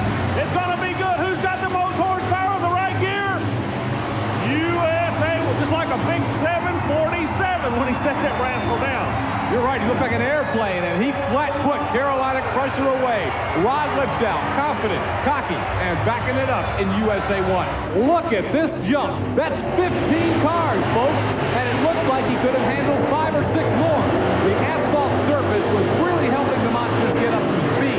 The second semifinal race that night pitted Mad Dog against the Equalizer. Here's how Army and I call that race. Again, it was a long track, not suited to the gearing of the Equalizer. John Breen drops the goggles and is ready to go in Mad Dog. His opponent is the national point leader, David Morris, and the Equalizer, who has been winning, but he's really having some problems. Well, the problems are a result of the gearing. You've got to remember, Morris in that left lane can only run the truck at a certain RPM. He goes out and it reaches a plateau. He has to stay there. He can't overwind the engine. He did it last week. It cost him about a $25,000 engine. He's going to the final just by doing some good heads-up driving. The other side of the coin is Litzow, believe me, is going to drive it out the back door with that 80-mile-an-hour gear. So Rod Litzow, the defending world champion, got a shot at David Morris, the current world championship points leader. And because of the Equalizer's gearing problem, the issue wasn't who would win, but how far USA 1 would jump while winning. This truck put on one awesome aerial display in Milwaukee, Wisconsin. Here's how we called the race. They are off. USA 1 on the left side of your screen. The Equalizer got the early lead, but he's not going to be able to hold it. Equalizer did exactly what he had to do, but USA 1 loudly bangs it out the back door on the Milwaukee Mile for the big win. Make it 3 in a row on Tuff Trax in the TNT Monster Truck Challenge for the defending world champion of monster truck racing. That young man from Spring Lake Park, Minnesota, Rod Litzow, and USA 1 back in the winner's circle once again. He's going to take it right to the wall as Litzow lets the fans get a good look at the guy who says he's the best there is right now. And he backs it up with a 3rd straight win. Litzow unstraps and comes out victorious and thrusts that finger skyward saying, hey, I'm number 1, friends. He believes it tonight. He backed it up with a big win. Litzow gets the victory over Equalizer and David Morris. The next week of racing in Milwaukee, this time in the sunshine, was even more incredible, and it all started in qualifying with the Gravedigger. This has become the country's most popular monster truck, not because he wins, which he rarely did in 1989, but because he's aggressive and sometimes terrifying. Gravedigger's wildest rides of the year came in qualifying. That's what happened on this day in Milwaukee. Here's how we call it. The wall setting on the left and right of this track present a problem to the drivers. They don't have very much leeway to get a little bit out of shape. They can really have their hands full. Anderson showed that this afternoon when he completed his qualifying shot. When he came off the second set of vehicles, watch what happened. Dennis Anderson's Gravedigger loses it at the Milwaukee Mile, and bang into the wall. He hit her hard. Dennis Anderson, we talked about last week, some of the wilder rides the Gravedigger had been on. We showed them to you here on Tuff Trax, and this is another one for the Gravedigger. Highlights, or as Dennis may tell you on this time, lowlights, Phil. He wasn't happy with that run, but Army, it looked fine until the end, but then things went nuts. Well, what happened, Anderson says that the back end just took a weird bounce. It settled, bang, bang, now he controls, bangs again. It hit 3 times and just came on around, kind of like he was on ice. The Milwaukee Mile concrete wall held him in. A little bit of damage, but Anderson will tell you in a heartbeat, the wall won that one. USA 1 also broke in qualifying, but not before the longest leap ever in monster truck racing. If you thought USA 1 flew the first week in Milwaukee, check this out. Here's your hot hand. Qualification attempt now for Rod Litzow. 3 wins in a row for the USA 1. Words out on Litzow about how far he's flying. The people in Milwaukee going to watch the final jump. Here he goes. All the way. Oh, look at that. Look at that. He's like a big 747. He landed about 15 feet past the last car. He cleared everything. Cars, ramps, dirt. He almost went out of Milwaukee. Let's watch him again. Remember, the second jump is 12 cars. Look at that. 15 feet past. He jumped an equivalent of 17 cars on that jump, Scott.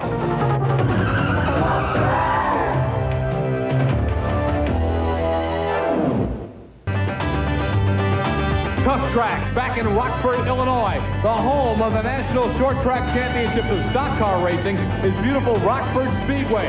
The Deary family running one of the class tracks in America in Rockford, Illinois. And on this night, it was the home for the championship of the 2-wheel drive division in the TNT All-American Pulling Series.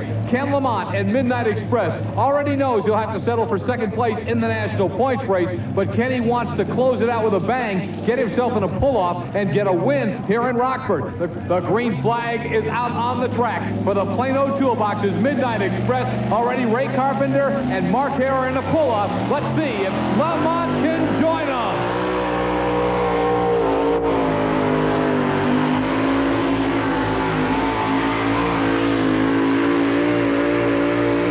Not there. Kenny Lamont's distance in the Plano Toolbox's Midnight Express is 285.98, 15 feet short of a pull-off. Here's Kenny with Mike Goss. Ken, you're not going to win tonight, but you got in front of Dave Woff. That secures you second place in the national points race. Yeah, I guess that's all I can be thankful for. The reason I did so well on this track before was due to I had an early number, and that put me on safely into second. Now it's kind of working against me. This track definitely is going away. It's just, I thought I had a good run going, and I got down here in this mud and it just quit. But that's pulling, you know, you win a few and you use the food. But there's one thing about it.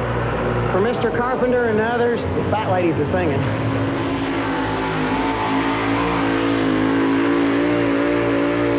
As you can see, once again, Kenny had all the horsepower up, had a good pull going, but as he said, it looks like the track going away at the end. We'll really find out here because this is a critical pull for Wayne Roush in the yellow Model T. Coming into Rockford, he was 5th in points, trying to hold off Jack Daniels, but to do it, he has just about got to get himself in the pull-off. Let's see if the professor can pull it off.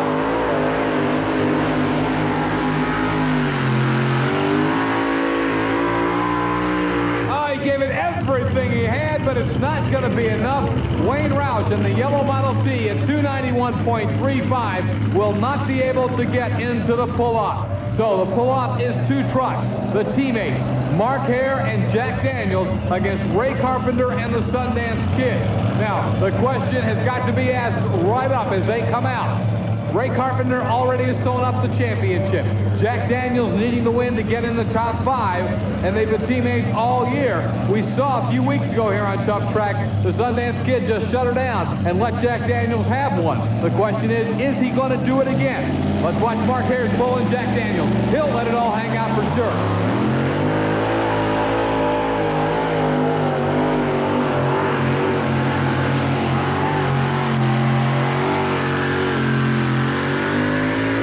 As expected, holding nothing back, a good pull with additional weight on the sled.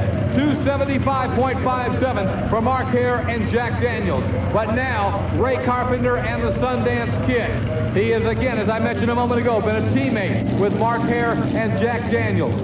If Hare wins, Jack Daniels will finish in the top 5 in the big buck. Carpenter already has the championship sewn up. We expect him to just lay down and roll over. Let's see if he does. Here comes Carpenter. Sundance Kid looking like some pretty decent wheel speed. He's taking her down the track a little bit. Well, it looked like he just said that's enough and kind of just backed her off right there. I'll tell you, he got a little closer than I think he wanted to, but he's short. Jack Daniels will win it. Let's find out from Mike Goss if there was some teamwork going on out there. Now, be honest with me. It was just you and Ray in the pull-off, and you two guys are pretty close, and you knew, both of you knew you had to win to tie it up. Was there any teamwork going on there? Yeah, there's a little teamwork because we needed a point for Mike Stowe there to catch him and Wayne Roush. And, you know, we needed that point to catch Walsh if all possible. So, you know, we've been running as a team pretty much all year. You know, like I said, we're tickled for Ray. We're glad for the Jack Daniels sponsorship for our truck. And we're glad to work with them. Hopefully we work with them in the future, and we'll be back in next year. Next year may prove to be interesting as I think some other pullers may unite to do battle against them. But this time, it was Jack Daniels getting the win in Rockford. Sundance Kid 2nd. Mike Stowe ends up 3rd in Bad Dog. The Little Red Truck was 4th. And the Kodiak Dodge rounds out the top 5. Here are the final point standings. The big bucks on the TNT All-American Pulling Series. And the big check goes to Ray Carpenter and the Sundance Kid, winning it easily over the Plano Toolbox's Midnight Express of Ken Lamont. Dan Walsh holds on for a 3rd place tie with Jack Daniels and Mark Hare. Bad Dog ends up 5th, and there you see Wayne Roush shut out of the big bucks, finishing 6th in the yellow Model T. At the TNT Awards Banquet in Louisville, Kentucky, Chris Chapman asked Ken Lamont to sum up 1989. Ken Lamont in the Midnight Express, what do you think about the 1989 season? Assess it for us. Well, we came close. Number 2 is better than number 3, but it's not number 1, Ray. Ray Carpenter had a tremendous year. All I can say for 1990 is we're going to try again. We'll be back. We've got all of our major sponsors back with us again, and thank the Lord for that. I mean, it's hard enough to get a sponsor, let alone keep them. And with Plano Toolboxes, they've been super to us, and they're behind us all the way, and we'll be back again for them. So, Kim, what are your expectations for the 1990 season? We're going to give it every attempt in the world to win this thing next year. I guess the best, any kind of racing sport, you're either the hunter or the prey. And all I can tell Mr. Carpenter is he better pray. Some tough talk from Ken Lamont, who is already looking forward to 1990. Ray Carpenter cannot rest for long. Chris also talked with Ray Carpenter. Ray, assess that 1989 season for us. Really good year. We achieved a lot more than what we thought we could. Things worked out well for us. Our equipment stayed together. Great bunch of guys we worked with and fellow competitors. The events were fantastic. we feel good about the whole thing again. As the national champion for 1989, how are you going to change things, or what expectations do you have for the 1990 season? I don't know if I want to change too much, Chris. They kind of like us now. They want to hang around with us. Think we're good guys. We got them buffaloed now. We'll just hang on to that. Is there any one puller out there that you will have your eye on to beat in 1990? Well, I think you got to watch them all. You know, it's kind of like a guy in jail. He has a little more room, a little better food, and probably more desirable friends. So everybody you're going to have to keep an eye on.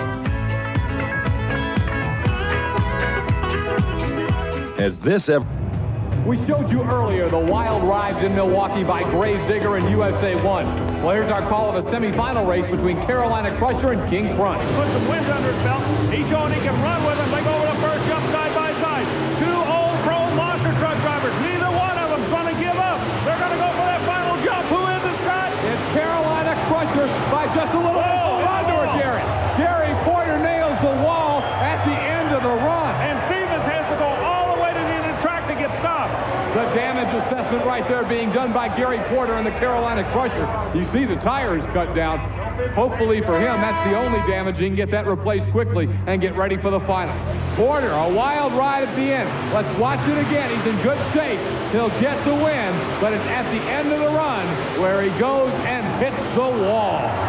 Porter was able to get the Carolina Crusher together for the finals against his arch enemy, David Morris, and the points-leading Equalizer.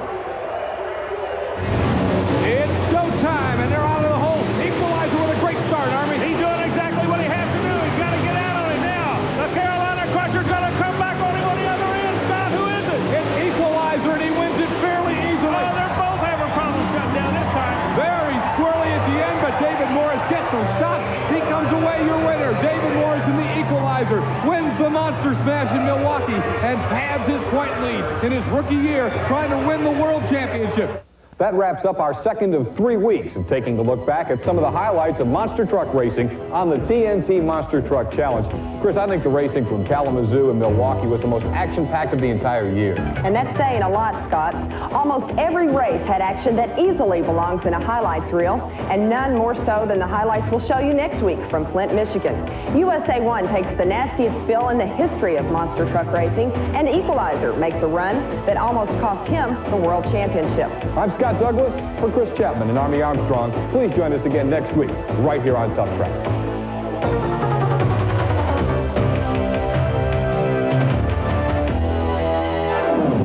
It's march to the World Championship in TNT Monster Truck Racing. My colleague Chris Chapman's playing with some video equipment right now. Chris, do you know what you're doing? Scott, no, actually I don't. But TNT Motorsports knows what they're doing here in this editing suite, as in 1989 alone, more than 1,000 commercial spots were produced right here in this editing suite. Some of the great action footage that goes into those commercials is part of our show today. Scary flips by USA 1 and the Equalizer in Flint, Michigan, and then the culmination of the points race indoors in Atlanta, Georgia, and right here in Louisville. Also, the national champion TNT All-American Pulling Series Modified Tractor action will be determined today, and you will not believe the finish to this one. And unless you saw it earlier on Tuff Trax, you're not going to believe the flip USA 1 takes in Flint, Michigan. Here's how Army Armstrong and I called the quarterfinal race that involved Rod Litzow and USA 1. But as Rod knows, one of the neat things in this sport is you run indoor, you run outdoor, and Rod has looked awfully good outdoors. Here he is again. Litzow wins it. Look out, he's gone over again. Rod Litzow has flipped it several times, and now Army is taking off down there, and several other track officials are headed down to USA 1. A terrible flip as Rod spun and hit the asphalt several times. Several people getting him out. Litzow looks a little bit shaky right now as Army has him and a couple of other drivers. There's Mike Wine, Marvin Smith, there's Everett Jasmine, the team owner, and as you can see, a great deal of concern here in Flint, Michigan. The damage telling the story on Rod Litzow's USA 1 as he took a tremendous ride. Litzow has flipped this thing on several occasions, but I don't know if he's ever flipped it any more violently than that.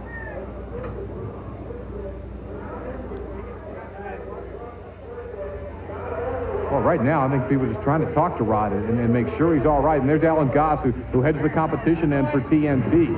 And I think he's calling for, he's either calling for an ambulance or some other help. Yeah, I believe they're calling for an ambulance, and now the loader will pull USA 1 back up and over. Yeah, Scott, what's happening down here? The EMTs have just been asked to come over. That was a very violent flip. It was a sprint car type flip. It was a snap roll, and he's in the hurt right now. Believe me, he's having a whole lot of trouble standing up. The drivers are down here. We'll get back to you. Army, everybody's got him under control there. Now they're going to take Rod and put him in the ambulance. And I guess the question is, as we watch the flip again, what was Rod saying? What was it like when you got to it? Well, when I went over to him, he had already unbuckled. He was trying to stand up. The truck was laying on his side. But I believe he was into shock because his knees, you could see his knees starting to go away from him. I just reached in and said, grab a hold of my neck. I'll pull you out of here. That's exactly what he did. When we did get him on his feet, he was real heavy. He was really spooky. This kid is lucky after that one. What a violent flip. And the USA 1 truck had to sustain some damage. Army's now working his way over to get with Everett Jasmer, the truck's owner. Everett Jasmer, first things first. Is the driver okay? Rod's okay. He's just shook up. No physical damage. What about the truck? It looks like 89 just went down the tubes for you. Looks like we're making a real hard charge for the end of the season here, and it really looks bad right now. I mean, that's not to say we won't be back next week, but it doesn't look real good. What goes through your mind as an owner, Everett? I know you put your heart and soul in this. You've worked so hard to get up to be that #1 truck, and then it's almost like you had a monkey on your back all year long. We've had a real bad one on our back. It's been a number of things. I've got a lot of complaints about the season, but all in all, we've just had a real tough season. We've got new trucks already near completion. I plan on coming back and taking the championship again next year. Looks like we probably won't make it this year. Now, keep in mind, that was only quarterfinal round action. The racing was fierce throughout the night as the superstars of monster truck racing battled for valuable points at the last outdoor event of the year. In the finals that night were the Equalizer and a truck we hadn't seen in a monster smash for a while, the Grave Digger. It's showtime. Side by side, Flint Michigan, the final. Grave Digger against Equalizer. Grave Digger in the second set. Equalizer pulls him. It looks like he got him in the air. They hit the second set together, but Grave Digger couldn't stay with him, and David Morris wins it in the Equalizer. Morris on top again. The Equalizer continued its dominance of the TNT Monster Truck Challenge, but with lots of help from an often wounded USA 1. When we return from this commercial break, Equalizer takes a hop, skip, and a jump during the second week of racing in Flint that nearly cost him the World Championship. Tuff Trax is brought to you by Micro Machines, the #1 colossally collectible vehicles in the world. If it doesn't say Micro Machines, it's not the real thing.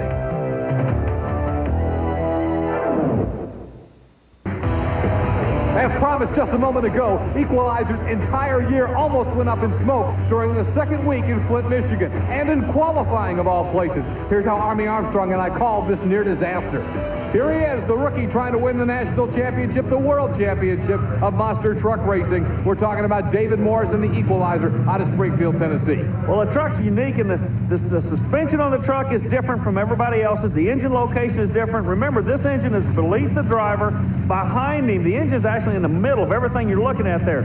Plus, this youngster out of Tennessee, he just has a natural knack for driving the truck. He can actually feel it. He becomes one with the truck. And you notice his qualifying run, he really goes after it. Whoa, speaking of going after it, he's got a lot of problems now, Scott. You can see it. It just collapsed on him, and over goes the points leader, David Morris and the Equalizer. Look, it's a perfect example of the way it just kind of crumbled under him, Army. Well, you notice the first thing that happened was the emergency crew on the scene. They pull the kill switch, and he's out. He's upset. The left front spindle seems to be the Achilles tendon of that truck.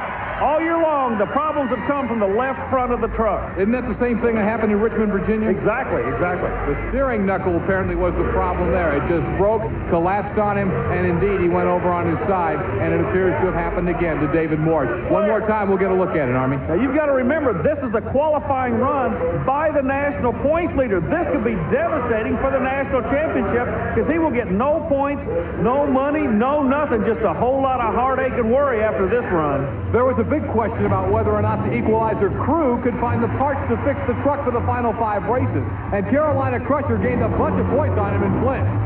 In Flint, Michigan, thumbs up from the Jersey Outlaw Ford. It's showtime. Chevrolet going against Ford. Who's going into the winner's circle? Mike Wine trying to pull off his first win. Not to be the case. Gary Porter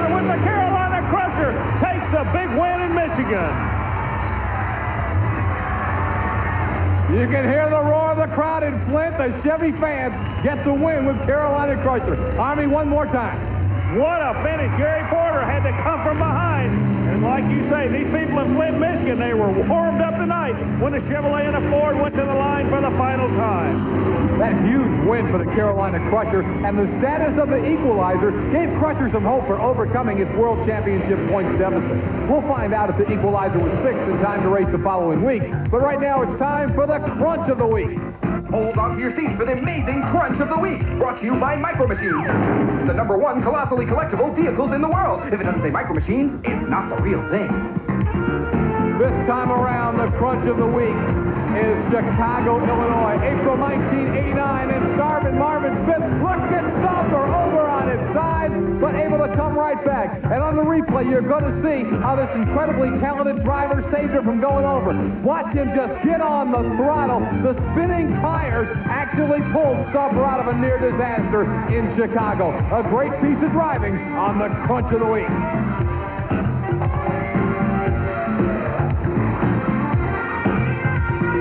When we return, Tim Engler tries to muscle his way to the TNT All-American Pulling Series National Championship aboard Mission Impossible.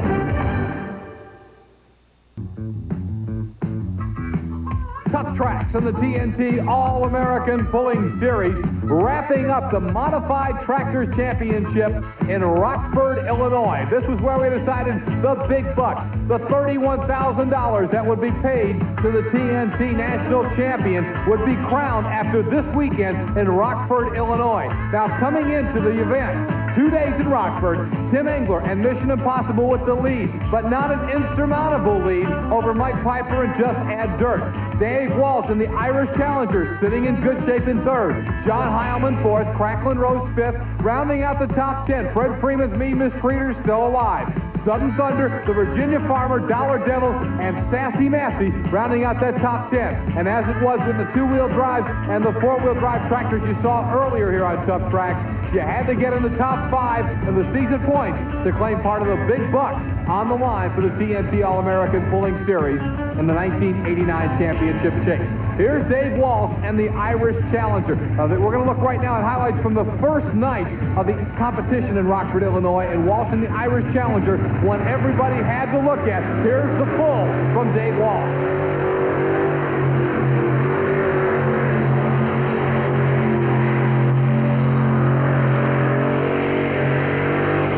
A strong pull, a solid pull. The distance for the Irish Challenger, 288.78.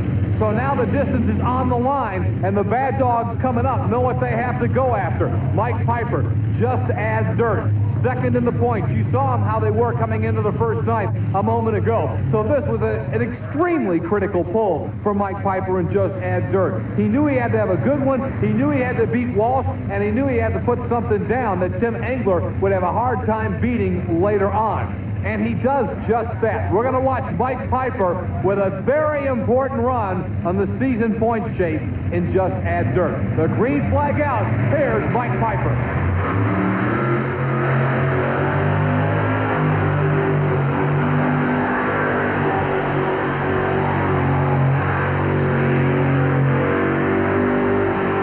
Write it down, 291.62. When he needed it most, Mike Piper grabs the lead at Rockford, Illinois. Night number 1, Just Add Dirt with the lead distance.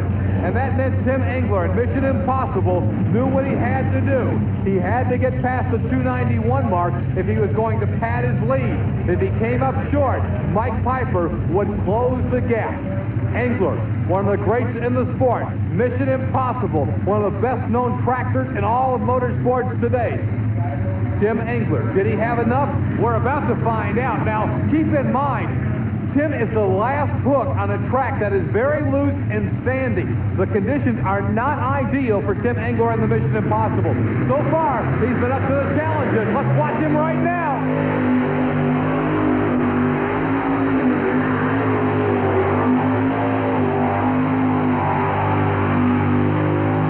He's not going to get close. 257.58. As we told you, there was not an ideal track condition for Tim Engler. Mike Goss is going to talk to him about that hook. Well, I'll be honest with you, it was getting close to the end of the point here.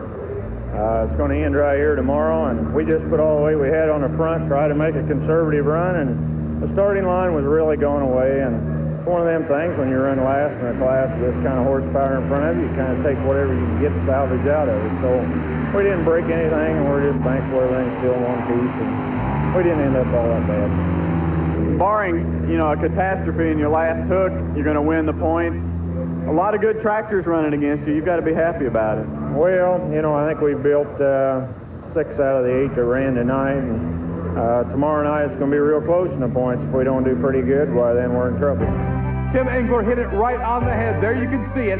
His lead over Mike Piper and Just Add Dirt, 55 points going into the final hook of the TNT All-American Pulling Series. They've lost a solid third in the Irish Challenger. And remember, it's the top 5 that's going to grab the big bucks. But what everybody wants is the championship. And that's where Tim Engler and Mike Piper are going to decide it. Coming into the final event, Mike Piper and Just Add Dirt has to finish 6 places in front of Tim Engler and Mission Impossible to win it. And believe it or not, Engler is again the last hook on a very loose track. Lots and lots of pressure. Mike Goss talked to Mike Piper about the pressure and going after the championship.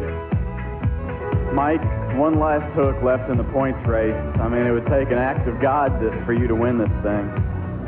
Well, I think he's been on my side this year just a little bit. Mother Nature has been. Mother Nature worked against me a little bit up at Conacook. We didn't get to make a run. The points are going to go down to the wire again. I've been gaining, not gaining fast enough, but all we can do is be prepared for the situation that's going to rise out here tonight. And with a little luck and a little help, we still got a good shot at it, That's why we're still working out here, and we're not going to give up. Now, you're the first hook. Mission Impossible is the last hook. Explain to us what that means on a track like we've got here. Well, the track conditions really favor me. The track is not going back as far as the composition of the track for the other pullers. Number 1 hook is a good hook to be on this track, or second. But when your last hook and the tire speed that we turn and the hose that we dig and the power that we're generating, it just tears the track up so awesome that there's not much left when you're late in the class. Mike also spent time with Tim Engler. Engler is very aware that everything he's worked so hard for this summer could disappear tonight. Well, we're going to try to go out and be a little conservative and just try to make a good, respectable run and keep it between the white lines and not have the tractor do anything crazy like it's made a few runs this year. Basically, all we got to do is end up in the top 5 or 6th. I think we can be as low as 6th to win it tonight. It's been a great point season all year long. We've run against some of the very best competition in the whole United States, and I think that TNT and Redman have had a super series this summer for all of the pullers, whether it be in the tractor class or the truck classes, and I'm just glad to be able to be a part of it. I think competition was the key word there for you. I know you love it and you thrive on it, and obviously going against the best has made a difference for you.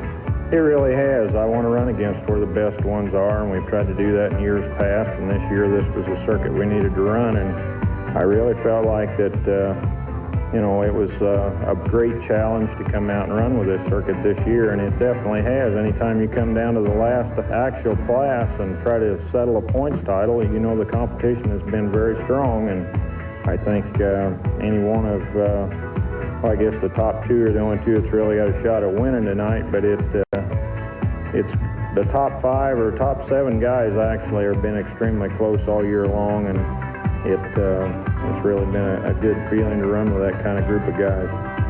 Later on, we'll see if it's a mission impossible for Mike Piper and Just Add Dirt to catch Tim Engler. We'll be right back.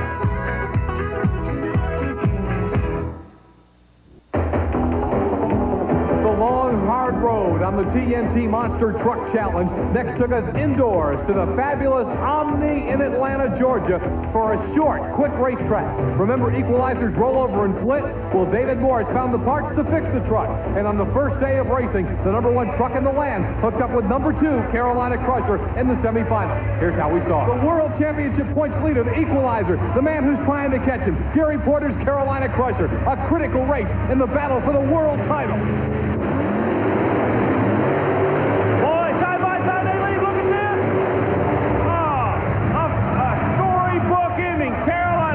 does exactly what he has to do, Scott. He puts away the equalizer. Gary Porter gets the job done, and Carolina Crusher has put away the equalizer. Porter goes into the final. Carolina Crusher for the second week in a row gained points on the equalizer, but it could have been worse for the equalizer. That's because Carolina Crusher met King Crunch in the final. At the starting line, there's the green light. King Crunch, Carolina Crusher, it's showtime. Texas, North Carolina, Texas takes the win in under 5 seconds. Scott Stevens puts GMC in a winner's circle. A great run for Scott Stevens. Man, he almost dug that nose right down into that last car. There he comes out, the winner, Scott Stevens and King Crunch. We're going to get another look at an outstanding side-by-side matchup. And boy, you know how great he feels up from Texas. Not only did he get the win in the Omni, he beat all the bad dogs to do it. He knocked Rod Litchow out, and then he put Gary Porter away. There's Scott with his son as he gets the victory. But if you know David Morris, you know that the equalizer does not stay down for long. On the next day of racing in Atlanta, the semifinals included a race between last week's winner, Scott Stevens and King Crunch, and the man bound and determined to win the World Championship, David Morris and the equalizer. Here's how Army and I saw that matchup in the Omni. Hey, look who's coming out now. A couple of T-trucks, both of them Chevrolets, one from Texas, one from Tennessee. Last week's winner on the far side going against your current national points champion. Scott, what does it look like from your angle? Tennessee's equalizer, David Morris, against the Texas King Crunch. Oh, my. Another close one, Scott. Boy, under 6-second runs this evening. Too close to call as they cross together at that finish line. Again, the finish line is midway through that final car. And right now, we're waiting on the video timer. And there you see it, by about a half a wheel, equalizer gets the victory. David Morris puts away last week's winner, Scott Stevens and King Crunch. The monster smash that night included a familiar face, David Morris in the equalizer, against an up-and-comer, Mike Wine and the Jersey Outlaw. Wine was a force at the end of 1989. It's showtime. Chevrolet going against Ford. Chevrolet, look at the kid out of Tennessee, another win. David Morris and the equalizer takes the victory over Mike Wine and the Jersey Outlaw. So the Chevrolet beats the Ford, but more importantly for David Morris, he wouldn't have cared what make you put out beside him. This is another key victory on what he hopes is a march to the World Championship of Monster Truck Racing. On the third and final day of racing in the Omni, King Crunch made it to the final, but struggled to get the truck ready to run. If there was one flaw in this exciting new truck, it was the drive line. Slowly but surely, Stevens worked out the kinks, but on this day in Atlanta, he came to the line with rear-wheel drive only, putting him at a huge disadvantage against David Morris and the equalizer. Now, at this point in the season, Morris had only to survive to win the World Championship. Here's a look at that Monster Smash final. Tightening up. Now, the word is only rear-wheel drive for King Crunch. So equalizer with a big advantage. They're ready to go. GMC Chevrolet, Texas against Tennessee, the old veteran in King Crunch against the rookie national points leader, Scott Stevens. I guarantee is going to go after him. It's showtime. King Crunch hanging with him, Army, despite having only rear-wheel drive. That's too close to call. The veteran driver wouldn't quit. Two-wheel drive shows what a great driver he is. I believe equalizer might just get the call. A valiant effort by the veteran Scott Stevens. When we come back, the modified tractor champion on the TNT All-American Pulling Series is decided in Rockford, Illinois. Wait till you see how this one ends.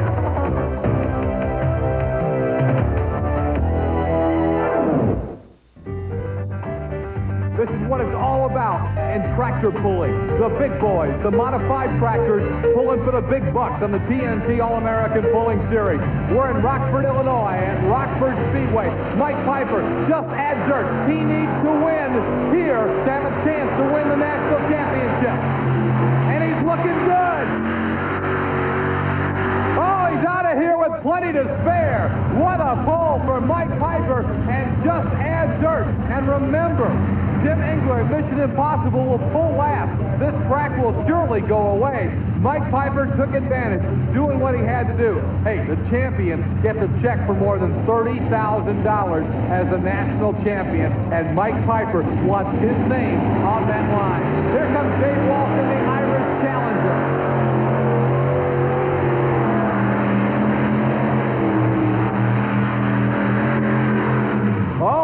right, Dave. Walsh is out of there with plenty to spare. A full pull for Walsh. John Powell will be up next, and we'll see if the track is going to keep holding this horsepower or if it's going to start going away quickly. John Powell, there he is, crackling roads, ready to go. And you know he's got to take it out to get in the pull-off because he's battling for a spot in that top 5, as we have been telling you. That's where they paid the big bucks on the TNT All-American Pulling Series.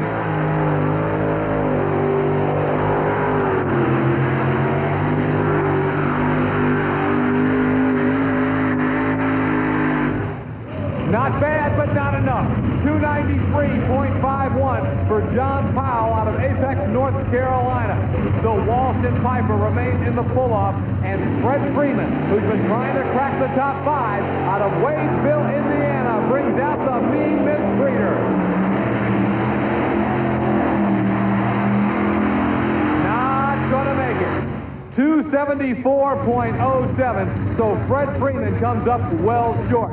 Now, a little bit later, Tim Engler, needing to make the pull-off, will try to guarantee himself the TNT All-American Pulling Championship.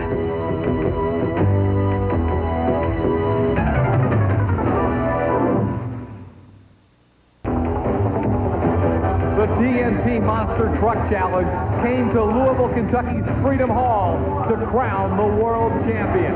David Morris and the Equalizer entered with a strong lead over Gary Porter in the Carolina Crusher. And in 2 nights of racing, you got everything you could want in incredible monster truck racing action. And Morris was up to the challenge. Crusher and Gary Porter had a chance to go after him head-to-head in Louisville at Freedom Hall. They would meet side by side. The fans in Freedom Hall on their feet as Crusher tried to take the title away from David Morris and the rookie, the Equalizer. Carolina Crusher pulls to the line, and here they go. Gary Porter needs this win desperately. Morris can just about wrap up the world title. Here they come. Morris in the far lane. He's going to win it. David Morris and the Equalizer may have just won the world championship in Louisville's Freedom Hall on that run. David Morris gets the win. All he has to do is survive the final night. David Morris, it could be a beautiful ending to a beautiful year here, but even though you're a rookie, you seem to be taking all this in great stride. Yeah, Gary Cook, the owner of Monster Truck, we come in this last point race here, and he said to go for it, so that's what I'm doing. We've been talking about Gary all year long. I know he's done a heck of a job, but there's another guy involved in his organization named Ray Thomas. He really helps a lot, doesn't he? Ray Thomas, he's a super nice guy.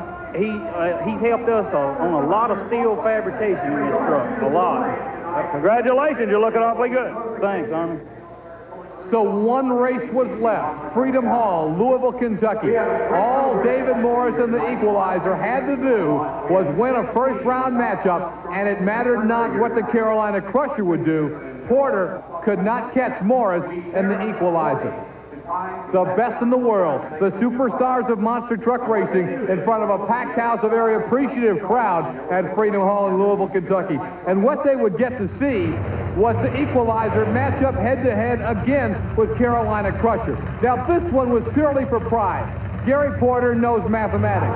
And after winning the first round, Morris had the championship wrapped up. But here in the quarterfinals, Porter, head-to-head, would love to be able to show David Morris just one time, hey, big fella, I got you the last time we met. But the Equalizer was having none of it.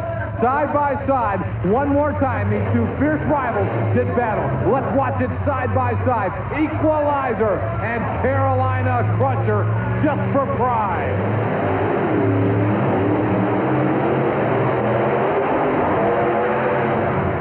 Finishing the year on a hot streak, David Morris and the Equalizer made one more exclamation point to Gary Porter.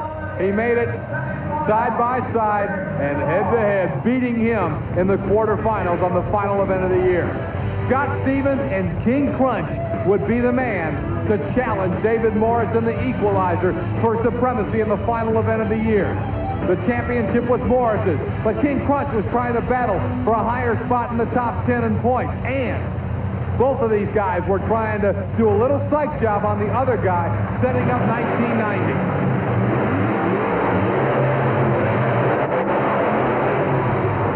Ending it on a roll, going out as you want to, winning the championship, flying to it. You know, Rusty Wallace talks about wheels on fire on the final turn to win the NASCAR championship. Well, that's exactly what David Morris did in Louisville. Wheels on fire, letting it all hang out right to the end and dominating the competition the final weeks of the season. David Morris, in style, wins the World Championship on the TNT Monster Truck Challenge. David Morris, one more run is going to be the perfect ending to a perfect year. That's what the possibilities are right now with you and Ray Thomas and Gary Cook in a national championship. Yeah, if our truck holds together like I think it will, hopefully we're going to go out of this thing with big victory. Big time. You're feeling you're finally starting to lose it up. I think you realize you're going to be the national champion. Yeah, I may even put that flag on here afterwards. David Morris, of course, refused over the final weeks of the season to carry the silver flag. We hand the silver flag week to week to the winner on Tuff Trax. Morris determined late in the year that the thing was a jinx and he wouldn't carry it over the final events, but he would indeed be willing to touch it again after this one more run. One more time, the last event of the year for the World Points Championship. He already had it wrapped up, but what you want, a perfect end to a perfect season, and he could get it if he could beat the Jersey Outlaw in the Monster Smash Final. Outlaw and Mike Wine lining up to do battle with David Morris in the Equalizer, the classic Ford versus Chevrolet matchup. But this time it was the Chevy of the Equalizer that had what it took. Here they are.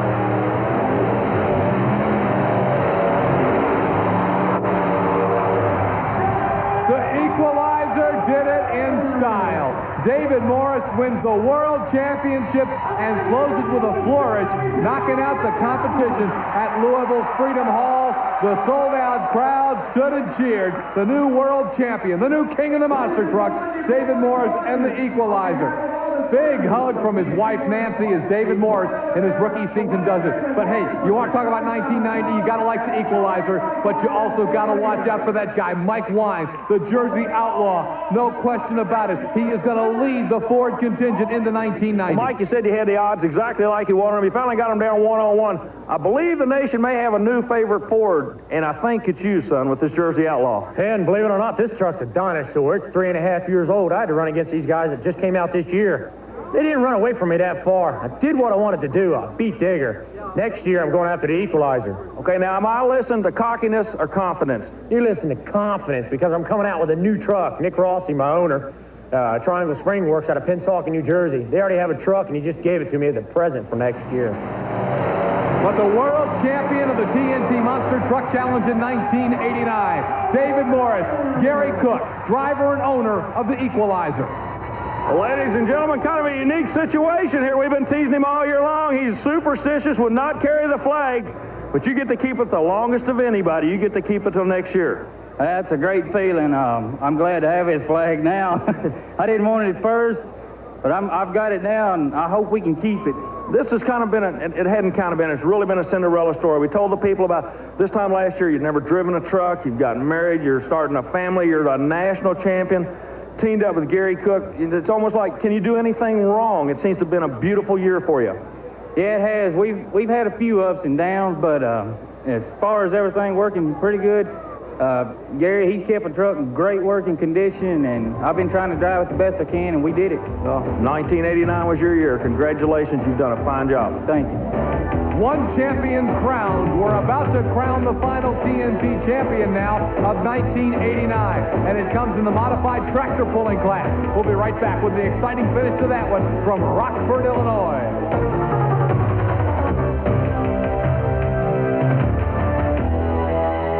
As this... The big tractors, they hook all those engines, all that power, and they pull to the sled on the TNT All-American Pulling Series for the big bucks. The modified tractors crowning the national champ in Rockford, Illinois. John Heilman, Levi Garrett will try to join a pull-off that already includes Mike Piper's Just Add Dirt and Dave Walsh's Irish Challenger. Heilman, Levi Garrett, one of the best in the business. Can he force a third man in the pull-off?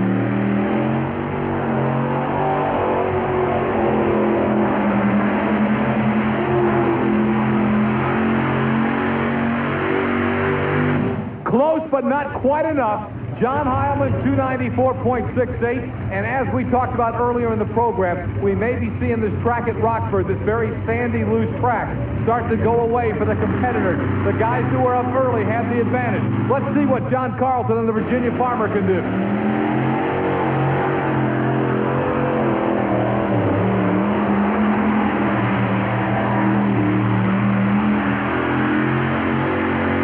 Didn't get there, and again, it does look like the track is going away. The Virginia Farmer at 284 and change. Here it is. Tim Engler, Mission Impossible. Now, we talked about it earlier. He has got to get in a pull-off if he wants to guarantee himself of the national championship right here. If not, it could be trouble for Engler. Earlier in the program, we showed you the first night with Engler hooking last, how the track went away from him, how he was unable to gain points, and he lost points to Mike Piper and just Ed Dirt. Piper's already in the pull-off. Engler needs to join him. Let's watch it. Here he goes.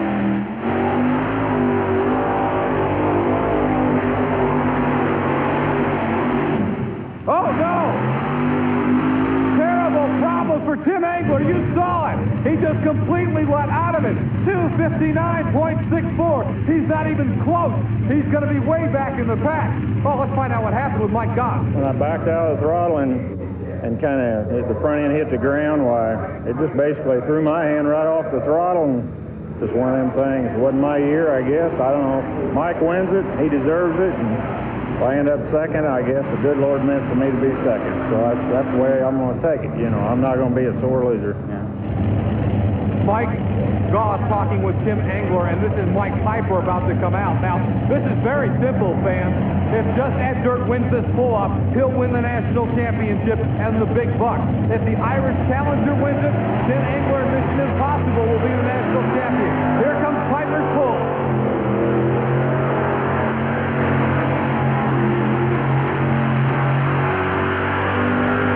A lot of weight added to the sled. That's a good-looking pull. 259.86. Mike Piper has laid down a shot. Mike, I'm sure stranger things have happened. I don't think you expected that out of Tim Engler tonight, though. God, no.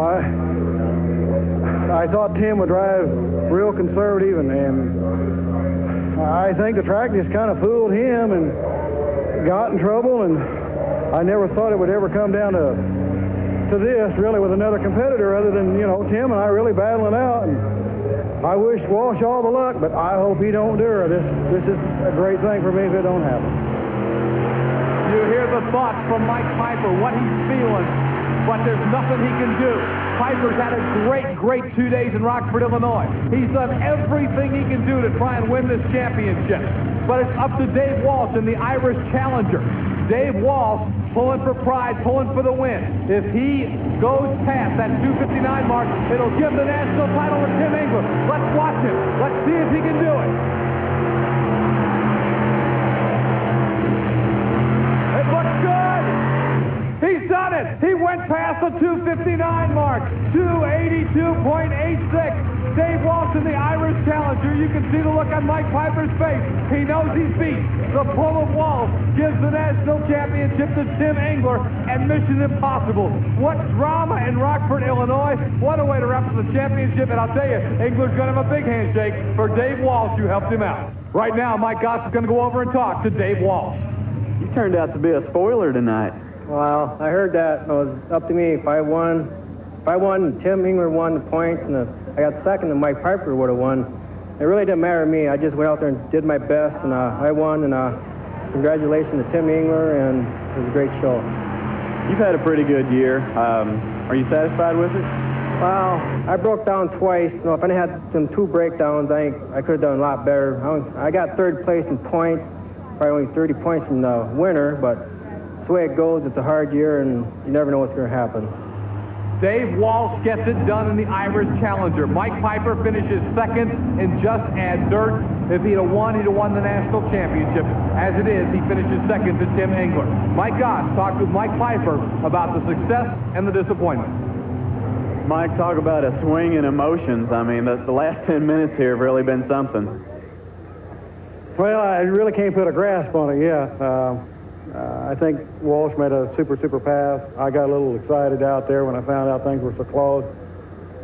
Not taking anything away from anybody, but I wished him all the best of luck with the national title. And things just happened. We've had a lot of luck this year, and it's been good to us. I'm tickled to death to get second place behind anybody like that of that caliber. It cannot get any closer than it was. Mission Impossible Tim Engler wins it by 5 points over Mike Piper and Just Add Dirt. Walsh ends up third, Heilman, and then Cracklin Rose. But, you know, Tim Engler said later that he just wanted to tip his hat to Piper and to Walsh. Everybody played their cards straight up.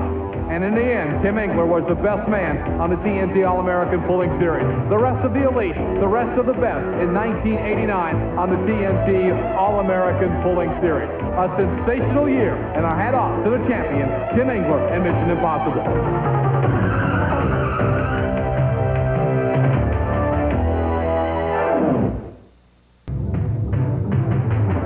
Welcome back to Tuff Trax and our review of the highlights on the 1989 TNT Monster Truck Challenge. David Morris, aboard a revolutionary new truck called the Equalizer, became the second rookie in a row to win the World Championship. Last year, it was Rod Litzow in USA 1. Now, the truck was revolutionary because of its unique coil suspension. Those coils are lighter than leaf springs and also make for a smoother, faster ride. Toward the end of the year in Louisville, TNT conducted its annual award ceremony, and Chris Chapman talked with David Morris. David, what a year you had, the rookie that becomes the national champion. Can you assess just the 1989 season for me? Yes, Chris, 1989, this was a brand new year for me. It was a brand new year for Monster Truck. Me and the owner of the Monster Truck, Gary Cook, we just teamed up, so this is all a new ball game to us. All in all, we didn't know, we had no idea we would come out on top with this national championship. We knew that we would be real competitive because we felt like we had a good truck to run with. But come right down to the wire, we were running neck to neck with these other monster truck drivers, and we managed to pull it out. So what do you project for 1990? Are you going to be as tough? Actually, I'm going to try to be tougher. We're going to try and reconstruct our truck and redo it to make it better. Everybody else is going to step up, and we've got to try to step up ahead of them. You can bet that trucks like Carolina Crusher, USA 1, Gravedigger, and that Jersey Outlaw Ford, plus many others, are going to be ready to challenge the Equalizer in 1990. But for now, this is David Morris's moment. And at the TNT Awards banquet, he was voted the 1989 Driver of the Year, and it was a very fitting honor. Quite an accomplishment for a rookie. Here's what David Morris had to say that night. Oh, I'm just living it up now. I had no idea this time last year I'd be up here. Let's see, I'd like to thank Gary again for giving me the great opportunity of driving his truck, and TNT Motorsports for giving us an opportunity to run with these monster truck guys. Thanks. Let's take one more look at some of the exciting action from the Equalizer in 1989.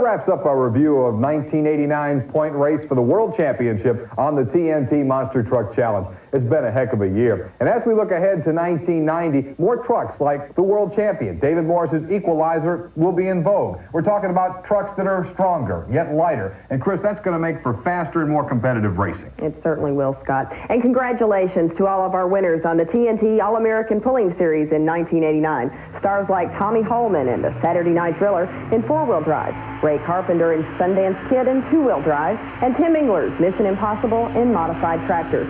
And Scott, during the next 2 weeks, we're going to do something a little different here on Tuff Trax. We'll take a close look at all the interesting work done by TNT Motorsports as it stages a monster truck race.